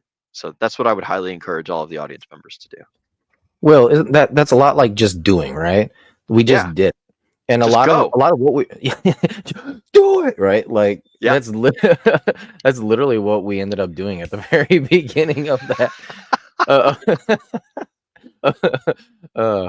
But yeah, that was the very beginning of what we ended up doing. And so it's interesting to think about it, because a lot of us at the DGen Roundtable, we started off by really trying hard, pushing forward to learn about something that we did not know, right? And the more and more we learned, the more and more we started realizing we're actually pushing ahead of the majority of the group that we're currently in pushing ahead of these people. We all started kind of noticing each other, right? And in noticing each other, we ended up getting into the Casino Citadel group we were in, right? Yeah. And then from Casino there, group, man. Oh, boy. Casino group. And then from there, it again evolved into, hey, let's just start chatting on the Telegram. And then it turned again into, you know what, there's a lot of good information here. We do this on the regular. So do you see how the step-by-step sort of happens? We didn't mean for any of this to happen. We didn't mean for any of it to happen. And yet here we are. I'm not going to say that we lucked into this, but I will say I think the reason that we are doing as well as we are is that we kind of subconsciously achieved some of the things that the book talks about when it comes to building the brain trust, which is that getting people together is good. However, there are specific ways to make it work and work best. And at the basis of it, it talks about the idea of having trust, which is that everybody has to be aligned. There has to be that base level of trust to understand that this is a team effort and that it truly is everyone contributing to the team, maybe for slightly selfless reasons, but the reason is still self-improvement of everybody, yourself included. So having that base level of trust, and then metaphorically having all your guns pointed in the same direction, which is that you have different tools, but you're going the same way, trying to accomplish the same thing. Because if you're trying to accomplish contradictory goals, you're going to end up pulling in the wrong directions and end up going nowhere instead of forward. So the book did a decent job of touching on this topic, in my opinion, although I wish I kind of delved into it a little bit more.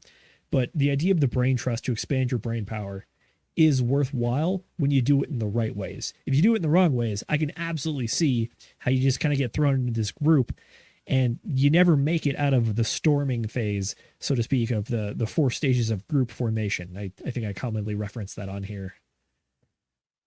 Does that make sense? It's possible to have the negative brain trust, but it's best when you have the cohesive brain trust. Yeah, you got to find those smart people. Go ahead, Nate. Yeah, so I actually, and I found it really interesting because the book was talking about like, oh, your mastermind group. You got to, consult with your mastermind group. I'm actually a part of a mastermind group right now, in crypto, with Frank. Shout out Frank, right? So every Tuesday he does this. It's unrecorded, everything. It's kind of like the old throwback TG group, DGen group with us, right? And when we're in there, we're just bouncing ideas off each other. And a lot of these guys, it's a lot of, it's a lot of people on the YouTubes right now, right? And so a lot of these, when we're discussing things in there, a lot of the videos that they make in the future kind of stems from this, from ideas that they're working out. And we all kind of work them out together. But one of the things that we talk about a lot is certain ideas, and then we kind of, I don't want to say argue it a little bit, but it's kind of like, what if this happens? What if that happens? And then we all just kind of like, we kind of work it out together. And you can't be the master who knows everything, because you don't know everything. Hence why the DGen Roundtable works so good, because we got a wide variety of people, right?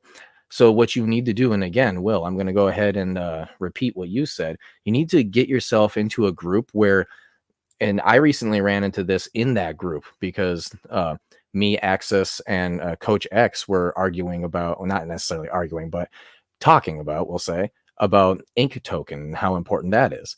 And I was struggling to keep up with how much knowledge was being dropped, to the point where I had to like start looking things up, right? And I started feeling kind of stupid, like, oh, am I really smart enough for this? I'm an idiot, right? I don't know what I'm talking about. And I started thinking about it. I'm like, wait a minute. And the next day, literally, in my in my team meeting, they're talking about slips, trips, and falls, and how to not trip while walking around a house. And we're going into details about how to do that. And you're talking about at work, right? What was that? You're talking about your IRL real life work job thing? Yeah, IRL. Yeah. Okay. Yeah. Okay. And so to put this all together, I'm like, wait a minute. So I'm over here working with something that probably only a fraction of the population knows about, right? And I'm feeling like an idiot because I'm trying to keep up with this knowledge. But then I get a dose of reality again the next day, of like, people, how explain to people how not to trip over something. And I'm sitting here saying, okay, it gave me a really hard lesson on, if you do not want to be the smartest one in the room, because then you can never improve, ever. And so I think I have found myself a very good place to be at the DGen Roundtable. When we're discussing things and it's hard for you to keep up, you're in a good place. Continue to be in that place, because you will only get better. And for God's sakes, don't trip on things. OSHA man coming in to tell you, avoid the workplace hazards. But yeah, tell you what, I got one more topic I do want to get to, but before we deviate too far away from the brain trust, if you're interested in a brain trust, Sam, can you go ahead and give me a downwards point real quick? There you go. That QR code right there is the access, the entry link to our brain trust, the DGen Roundtable Telegram. You can join there. You can add any of us on this panel, anybody else in the community or on the DGen Roundtable, and throw questions out there, topics, conversations, and we will talk back, or discuss. Maybe not talk back is the right word. We will talk back to you. Talk back to you. Yeah. The point of the Telegram is we really want it to be a place for discussion and learning and growth. We are super thankful to have awesome people in there. We even have founders like Walrus, who enjoys stopping by pretty frequently. I'm not going to lie, for how busy that guy is, and just talking with everybody about different ideas. I know recently, this last Wednesday, we talked about the BankX Hex sell-off point. Walrus even commented on that in the Telegram as well, gave his little 2 cents on what that's going to do with the market.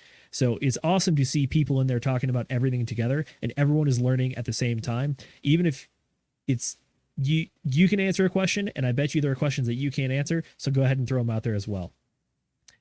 All right, so final topic for the evening. We didn't talk about it too much besides this point, other than some of the stuff that Mrs. Producer was talking about earlier. But we're going to talk more about the woo-woo spell casting, which is, in your personal experience, how have you felt that you've effectively used some of the auto suggestion or the metacognition, the thinking about thinking, the gaslighting yourself into positive results? Some might call it building discipline, some might call it auto suggestion. But in your personal lives, where have you been able to achieve the things that the book has talked about for like habit building and the mentality building? And then is there any point where you kind of separate and you say, this is maybe a bit too far for me?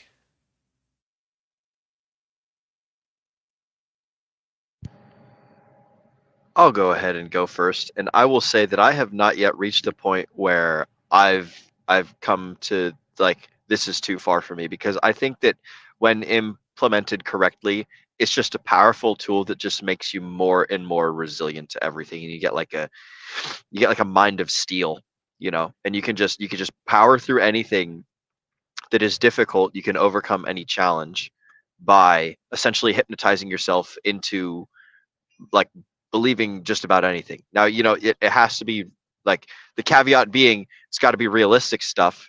It can't be things like, I can't make myself fly, but I'll tell you what, I can learn how to build a jetpack. If I want to go and build a jetpack, and that's going to be my goal, then I can do everything necessary to create a jetpack and fly it around. Now, like, whether I choose to employ my time and my attention and my resources towards that goal is a whole different means. But you can use this woo-woo magic, this spell casting, this mind frame resetting to basically make yourself like the ultimate goal accomplishing machine, where you could just go about and conquer anything that life has to throw at you. You can change your mind about things. You can decide like, hey, you know what? Like, I'm not going to let this thing affect me. Like, I'm not going to let it affect my core. Obviously, we can't necessarily control how our emotions react, like the chemical process and things, but we can decide like what we do with our emotions after we experience them. Like, say I chop my hand off, I'm going to feel pain, but I can decide that like after, like the first like or like screaming or whatever, like I can decide like, okay, stay calm. I've chopped my hand off. It's a bad situation, but like screaming and yelling isn't going to solve this problem. Yada yada yada. Like you can hop in a cold shower. You can do like cold weather training and stuff. That's the easiest thing that I do, is like when I go to take a shower in the morning and I turn the water on and I'm waiting for the water to heat up, I'm standing in the cold water and I'm just telling myself like, this isn't that bad. This is cold water. It sucks and it hurts, but it'll be over and I'll be stronger for it. And then I do that every single time I hop into the shower, and I turn the cold water on in the beginning and I switch to cold water at the very end. And like I've come to realize, okay, well, I've got to the point where like my brain tells itself this message. Sometimes I say it out loud, sometimes I don't. My brain tells myself this message. My body feels this reaction. I know it's coming. I know it's gonna suck and it's gonna be uncomfortable and blah blah blah blah blah. But then like you eventually get over it. Or you go up in a steel tower a whole bunch and you're like, holy crap, this is terrifying. And then it's like, you learn how to trust your equipment. You learn how to hook into things correctly. You learn how to identify strong points on the tower, weak points on the tower. You learn the capabilities of your harness system. You learn all this stuff, and you immerse yourself in the difficult thing, and you tell yourself this difficult thing isn't actually difficult. It's just uncomfortable. And all that I have to do is push past the discomfort, and then boom, I can conquer this thing. So that's personally how the woo-woo magic has affected my life and stuff. And I don't think that there is a point too far. I think that people can use it poorly, but I don't think that it's just like any other tool. So those are my thoughts. So, I'll give a bit of a personal anecdote, which is, I know I'm a person that talks out loud to myself. Like they're not the inside thoughts, so to speak, but a lot of the thoughts that I have, I just say out loud to myself. It's something that I've done for a while, and I understand I kind of look like a crazy person when I do it, but it's especially something that happens if I think I'm alone, or I mistakenly think I'm alone, and it's like, wow. Like I remember back in college, I would do this in the engineering building late at night. It's just like, okay, we can do this. We got to just get through this. We'll do it. We'll go to bed. We'll wake up. We'll do it all again. We're going to be okay. It's like you just keep repeating in your head, I'm going to do this. We're going to get through this. We're going to keep pushing, and we're going to keep pushing. And it's one of those things where you just got to hype yourself up and you just keep pushing through. It's 2 a.m. The formulas still don't make sense, but you got to do the homework, and we're going to figure it out. We'll ask the buddy next to us, I am here. How do I get from here to the next spot? And they'll help you, get you a little bit of an inch so that you can get the rest of the way yourself. And it's this idea of just like talking for me, it turns the thoughts into words, which turns into the motivation to do the things that I want to do. It's a little bit of the gaslighting, so to speak. I know some people are fans of doing like the morning affirmations or the evening affirmations, which is you wake up in the morning and you look at yourself and you say like I am strong and smart and I'm going to go kick ass today. And then eventually the idea is that if you do it enough, you're just going to genuinely believe it and you're no longer forcing yourself to do it, but it's just something that comes out like my ramblings in the engineering building about let's get through this so we can go to bed. Don't worry about it, Zenith. I'm one of those crazy guys too, except I'm a little bit worse because I'm the guy who speaks it all out and then does like hand gestures. So I'm the guy who's like, if black holes are like whirlpools and they start going down like this. So as going down, when do you hit that point where you start going around to the other side and then all of a sudden you come out of like a white hole? But the only way you could do that is by curving up the universe. I'm just like, yeah. So don't meet me in a quiet classroom because you'll be like, what is that guy doing? See the guy that looks like he's breakdancing by himself in a chair? Yeah, that's me. It's I found it's the best way to kind of like straighten my thoughts out though. It's a weird quirk. Fair enough. I'm going to throw this out there. The only concept that really didn't jive with me from this book was when the guy was talking about seeing the people and like imagining all the different people and how they interacted with each other. Like in my mind, this is also in the section of the book that was talking about most people don't achieve success until they're at least 40 or 50, and that's the age of wisdom. I'm only 29. I understand I'm far away from the wisdom. But at the same time, for me, it's like right now in my life and where I'm at, I don't really see the value or the ability to do that. Because in my mind, that almost just seems like that's the point where I should like maybe go like take a break and like lay down, because that sounds like actual what's the word? Hallucinations, like dementia, schizophrenia. Could be dementia or schizophrenia. Honestly, that's the point where it's like I don't see myself doing that again. To shut out Will and his Michael Sartain references, this could be a self-limiting belief that I have not allowed myself to see these things. But at least where I'm at right now, I don't like. That's one of those things that's just like one step too far for me. Hopefully I can get there one day and find use out of it. But right now, I think there's some other steps to go before we get to that point. I'm going to pipe in here and say that, one of the things I want to add on top of that is when you're studying that homework and you're trying to get through, one of the things that I love to tell myself when it's not necessarily a good spell, but it really drives home the point is that no one is coming to save you. If you want the thing, you got to go get the thing. And, when you were a little boy and your mommy came in and was able to help you do the thing, that was your time in the life to enjoy that. If you're an adult, that's gone, right? So you got to get it done. Otherwise, I want to basically say that a lot of my strategies are going to be very similar to Will's because we kind of, built the strategies in the same plane, in the same existence, in the same galaxy when we were high up on the towers and doing that stuff. So very similar there. But yikes.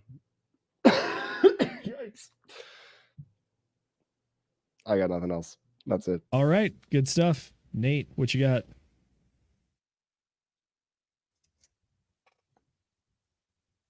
I'm having a mind blank actually because it was something you were saying there, Sam, earlier at the beginning there, and I actually had something to add to that. No and now my brain's like, oh, no one's coming to save you. Oh yeah. No one's coming to save you. That was it, but it's not coming back. It's just it's lost to the ether. It's going to come back like an hour later. I'll be like, oh guys, guess what this was? All good. Tell you what, you think on that one. I'm going to throw it over to Mrs. Producer for her final word on the mentality talk, or if there's any concepts that might be a step too close to the mental hospital for her. I just want to say, don't worry about it, Nate. Those invisible friends will pop out and help you out with that one pretty soon here. I'm not gonna lie, I did that as a kid. I never really thought too much of it, but I always imagined I had like people with me, and then I would talk to them in my mind, and I never talked out loud to, people, pretend people. But for a while, like I kind of actually started to feel like there was actually people there. And then I was like, all right, maybe this is a little too far. Kind of what you were saying, Zenith, and then I, petered off. I don't do that anymore. But when he brought it up, I was like, oh God, okay. So I'm not just completely crazy, I guess. But that's probably not a bad thing. It sounds like you're closer to the age of wisdom than any of us over here. Maybe let's hope so. Let's call it that. Let's go with that one. But what I wanted to bring up, I don't necessarily have any strategies or anything like Will and Sam seem to that go along with this, other than just, the very, I guess for me, very simple, just do the thing. But I did want to at least briefly touch on the example story from the book, because I thought it was absolutely amazing. He was talking about his son was born without ears, and he decided when his son was born that you were going to hear, and he told his kid that, and I think he said he repeated it over and over again, and they went through this big long thing talking about the I think it was a phonograph is what they called it, how he had he heard it, and then he went and clamped onto it with his teeth, and it just like hung out there for like an hour or something. And he found out later that was actually super beneficial. I don't remember the exact details, but it triggered something in his brain, and it really bone worked for him. conductivity. And then, it's what? The bone conductivity. Yes, thank you. And he, the kid born with no ears, went on to not only hear because of technology that he tested, and it ended up working. He went on to help millions and millions of other people to, spread this technology and come up with these things. And then they talk about that wheelchair that's able to, kind of read what's going on, and it can actually go upstairs. Like, just that story, that whole big section of the book was just fascinating to me. And I think if anybody hasn't read this yet, that's one of the big things that really stood out to me, is it was phenomenally inspirational. And yeah, I just kind of wanted to mention that because I thought it was amazing, and it really emphasized this point too. It's a really powerful story. It's effectively just a father who, by sheer force of will, gives his son the ability to hear things, even when the doctors are like, physically, I don't understand how this is possible. Like, the kid does not have the holes in the skull to let the sound through, but you've somehow found a way to do it regardless. Yeah, that's a good story. Alrighty, gentlemen, and our lovely lady, we are at our 2-hour mark, so we're going to go ahead and start wrapping up here.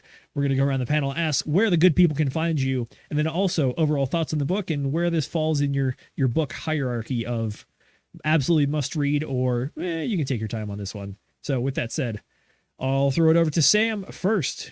Good sir, where can the people find you? The people can find me if they go to at samuel.d.stevenson on Instagram. That is my personal Instagram. Or you can go to at BFB Success on Instagram if you want to check out some reels and stuff on there. If you want to go to my YouTube channel, Bungalows for Bachelors, spelled just like this little thingy here, right? I got a whole bunch of free content on there you can check out.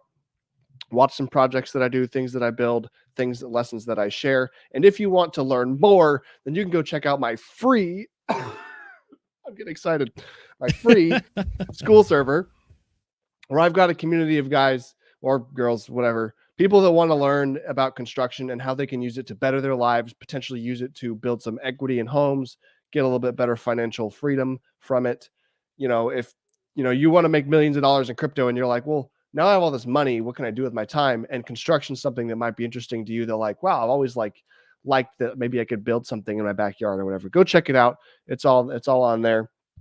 And that's where you can find it. It's https://www.skool.com, school.com/BFB Success. That's where you can find that. And you should go check it out. Beautiful. Excellent. Everybody go check out Bungalows for Bachelors. Check out the weekly construction stream. If you just want some good random information on how to build a house, it's an excellent place to get it. Alrighty, Mr. Nate McGettit, where can the people find you? You can find me at the Ascending Man YouTube. It's where I go to talk about many interesting things. not necessarily crypto related, but it is just kind of what things that are on my mind, things I'm thinking about. It is currently on hold right now because we have a huge amount of things happening at the DGen Roundtable, and for me to have to put all the notes and all just the whole show together with all the various things I got to do, plus all the things that's going on with the DGen Roundtable, it's like, ugh. Plus my job, which, by the way, it is pest control, so therefore going into summer, which is starting to happen now, it is ramping up. It's getting busier and busier, so you can imagine just nonstop, right? So I'm putting that off for now. The thing about the book that I absolutely loved, that I find fascinating, is that it talks to various different mindsets, right? People who think differently, right? The Mrs. McGettit, what she took out of that and that she loved about it, I was kind of thinking, maybe not, don't really care. But as soon as we get into persistence, I'm all ears and I'm really listening hard, because that's something that really strikes home to me, And then you got magical woo woo Win Leviosa for Will over there. You're Win Leviosa guy now. But yeah, things like that, I shut down with that, but yet I go straight to the persistence side of things. There's a lot in this book, and as you started this stream with, Zenith, like, it was maybe a little bit heavier than we were thinking it was going to be. So I would definitely suggest getting this book, reading it over. There's many times throughout the chapters where he goes back and says, yeah, you're probably going to have to go through this one again. And it is true. It is definitely true. And Sam, you were definitely talking about that for sure, about how like you actually had to do that. And eventually you just kind of had to let it go and be like, let's just get the book done first and then go through it again. So yeah, it's a great book. I suggest it. Excellent. Already, I forgot to ask Sam, but Sam, thoughts on the book? Where does it fall in the scale of things? Man, this one was honestly it was up there. I like how actionable it was. I would say it's up there with not Richest Man in Babylon, Rich Dad Poor Dad, in terms of like, hey, here's a whole bunch of really important things about people who have done really amazing things in the world, and here's some like actionable advice. And there's not very many books that I will go over a second time, and much less go over a second time and be like, okay, I need to be in front of something that I can write stuff down on, because I want to extract this information, because it's like, I think everybody should read with the intention of, what's the word? Maybe Will, you can help me out here. It's from Mr. Sartain. It's where you just like immersion, suspend. No. That's what it is. Suspension of disbelief, right? So you suspend your disbelief and like, okay, maybe this woo-woo stuff's kind of woo-woo, but it's like, like, let's roll with it. Let's go down this rabbit hole and see what they're really saying. Yeah. So like you do the it. things. That was one of the things that Robert Kiyosaki talked about, that he does when he's reading wealth books or learning anything, is that you do the things that they're telling you to do. And if you don't do them, then like you're kind of wasting your time reading the book, because like the whole point is to be trying things that might work. That's fair. All right. Excellent synopsis. Mrs. Producer, is there anything you would like to shout out, and what are your final thoughts on the book? Well, first thing I need to say, and this is directed at Nate, it's Wingardium Leviosa. Not Win Leviosa. I'm not the fan over here. Got him. Okay. But anyways, for me, I would agree that this book is really going to be up there. Oh, and I did look this up, Zenith. It did come after How to Win Friends and Influence People. So you were correct on that. I had that mixed up. But it's going to be in like probably the top 5. I'm going to probably go through it again, because I went too fast. I think the 2 times speed was a little too quick to be able to really pick everything up. And they did have, at first when they were saying in the earlier chapters, you're going to want to come, you're going to come back to this. Get your notebooks ready, you know, write these things down. When they kept going on about that, I was like, you are just really trying to hawk your book, aren't you? But then by the time I got to the end of it, I'm like, no, that's pretty accurate, actually. They had some very good points there, and they weren't just trying to, you know, convince people to buy the book, basically, or reread the book and make it more popular. Very good points. Yeah, that's about it. I would say it's up there, probably in least the top 10. I don't really have a solid top 10, though. You know what I mean? I just have basically my top 2 are Rich Dad, Poor Dad, and then How to Win Friends and Influence People. So I haven't really developed a full top 5. Fair enough. Understandable. Still sounds like some pretty high praises for the book, though. So I'm glad it was a good read for a lot of the panel. All right, Mr. Will Stevenson, as the co-host, I think you have a lot to talk about here. We got where the people can find you, what we have going on next, and your thoughts on the book. Oh man, so where the people can find me, you guys can find me at linktree/Will Stevenson. You could also find me at the link or the description that I got for myself right here, t.me/hex_meetup. That's my little Hex meetup channel. As far as what we got going on next, we're doing 1 book a week, ladies and germs. Mr. Zenith and I are switching and swatching for book hosting. So I'm going to be hosting next week's DGen Roundtable Book Club, and we're going to be covering $100 Million Offers by Alex Hormozi. So that's what you guys have to look forward to. And then other than that, the DGen Roundtable, we're going to be streaming on Sunday, like we always do. Sunday at 7 p.m. Central, 8 p.m. Eastern, 6 p.m. Mountain, and 5 p.m. Pacific. I think those are the right ones. But I'm sorry, guys, I haven't quite memorized the Australian or the London times yet. But that's what we got going on in the near future. Again, you guys can find me at linktree/Will Stevenson. Make sure that you guys join the Telegram community. Right, scan that QR code, type in bit.ly/degenerate_roundtable, click the link in the description below. Anything you can do to get into our Telegram before we monetize and we make it gated access. It's one of those unfortunate necessities that, like, after a certain point in the bull market and the eyes start turning on to the cryptosphere, you get less and less high quality attention, and you get more and more spammers, you get more and more scammers, you get more and more like people that are just in it to make a quick buck or whatever. And, you know, like, not to say that I'm not in it to make a quick buck, but like you get people that are less dedicated and that are more trying to like clog up the airways. And we're trying to keep the chat like nice and clean and full of like family and like high quality information and just sort of filter out everything. So the Telegram's not always going to be free. So get it in it while the getting is good. And we no longer have to say that we're in a bear market anymore. We can now say that we're in the beginnings of the bull. So we have to, you know, nip that like 2-year-long habit in the bud. But yeah, that's what you guys can do for me. And yeah, that'd be great. Zenith, why don't you go ahead and take us out? Tell the folks where they can find you and all that stuff. You almost got away with it. Final thoughts on the book. Where does it rank? Oh, final thoughts on the book. This is super high. This is a must read, and I think I've said that pretty much about every single book in the book club. And so all that goes to tell you is that all these books are fucking awesome. And this as far as like ranked against other books, this one I'm definitely going to read again at least 2 more times, possibly 3 or 4. So this is one of those books right up there with Sci-Vive that's like, I don't think that you could read it enough. I think that it really has to be absorbed into your ethos for it to be like, I think like Sam was saying earlier, where it's you basically have to, like, you're wasting time if you're reading the book and you're not doing the things. I think you were quoting shoot, what was his name? Not Robert Heinlein, Robert Kiyosaki. Robert Kiyosaki, Rich Dad. Yep. So those are my thoughts on the book. Must read it multiple times, listen to the audiobook while reading it, write notes in like on the pieces of, on the sides of the page, all that good stuff. That's all I got.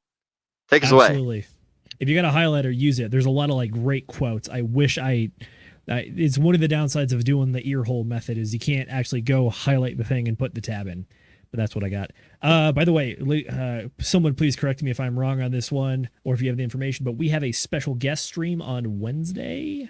Yes, so we got Funding Jim. That's who it is. Excellent. Catch us on Wednesday with Funding Jim. I really like the special guest streams. In my opinion, it feels like the Brain Trust streams, like Hex Conference when we had the TA Super stream, Like, all those are some of my favorite ones. And we had Fashion Coder on, not this last Wednesday, but the Wednesday before that. It was only an hour show, but that was honestly a super dense and very informative episode, especially anybody looking to learn about coding, the crypto space, or how she got into the place. And honestly, she's an excellent character to add to the roster of the Hex Pulse Chain ecosphere, and I think she has a really good take on a lot of things. Anyways, I'm going to go through the chats one last time before I go to my finishing segment. First off, I want to give a shout out to Funk Master Hex. He says, ladies and D-gentlemen, good evening. Good evening to you fellow D-gentlemen. We got Ramon coming in here with a sup fam. Good to see you, brother. Glad you catch the stream as well. And then also shout out again to everybody that is in Replay Gang. And then I got in here to throw a little money on the birthday boy. Again, it is Will's birthday.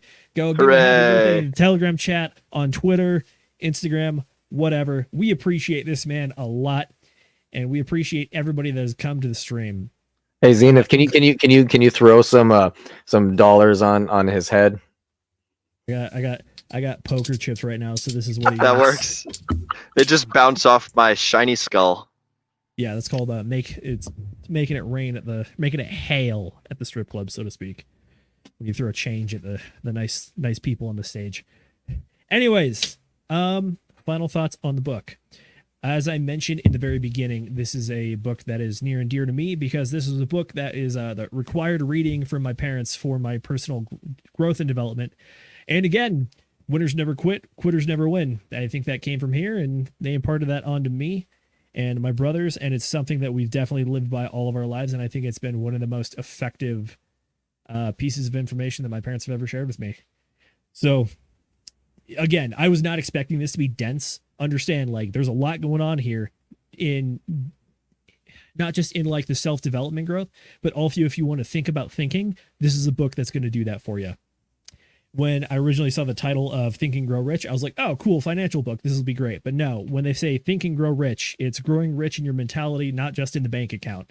So that's my synopsis. I'm not going to lie. My top 10 is getting pretty popular, but I'll call this a top 10 book as well for sure. That's what we got. All right, ladies and gentlemen, throw your happy birthdays to Will. By the way, we have Mrs. Christine Stevenson in the chat. We thank her a lot for making these two excellent gentlemen and also making some excellent knowledge about how to be a entrepreneur and not get in trouble with the IRS. So go catch some of those episodes if you want to learn about that stuff. As always, that was a good episode. Z, there was one last thing if you looked into the private chat for Sam. Yeah, we just jump right in here. I wanted to plug one more thing, guys, and that's that I think we would all enjoy to know that if you want to get to know your dearly beloved Captain RG3, I'm going to be interviewing him on my Samuel Stevenson podcast on the 13th of March. I think at 5 p.m. I'll create a little flyer for that and plug it some more as we go along. But if you want to learn about his experience being a millwright and a little bit of his story, then I think that'll be a fun conversation. So check it out.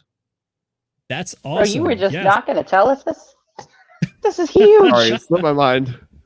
I was going to say it's a little bit of an announcement as well, but R3 personally recommended a book to myself and Will and said that he will come on the book club for when we cover it. And I believe that is Outliers. I can't remember who it's by, but the cover is bright red, so it's hard to miss. But that is fantastic news. Yeah, check out the Sam Stevenson's podcast. I had a great time chatting with you on there as well. So thank you again for having me on. And having RG3 on is going to be a great stream. So good luck with that one, brother. All right, folks. I'm Zenith. You can find my meme page and crypto education page at Hexaco Space Force or Hex Space Force on the Twitter, Instagram, and YouTubes. And if you're looking for me personally for business shoutouts or whatever, or you want to stare at my face for some odd reason, that is Zenith DI. That is linktree.com/Zenith DI. Hit me up on there if you want to reach out for business inquiries or whatever. And as always, folks, thanks for joining us. This is a blast. I can't believe we're almost at number 10, and that is going to be done by this man right here. So join us next Friday for $100 million offers. We're going to have a blast. We're going to sign off for now. Thank you for joining us.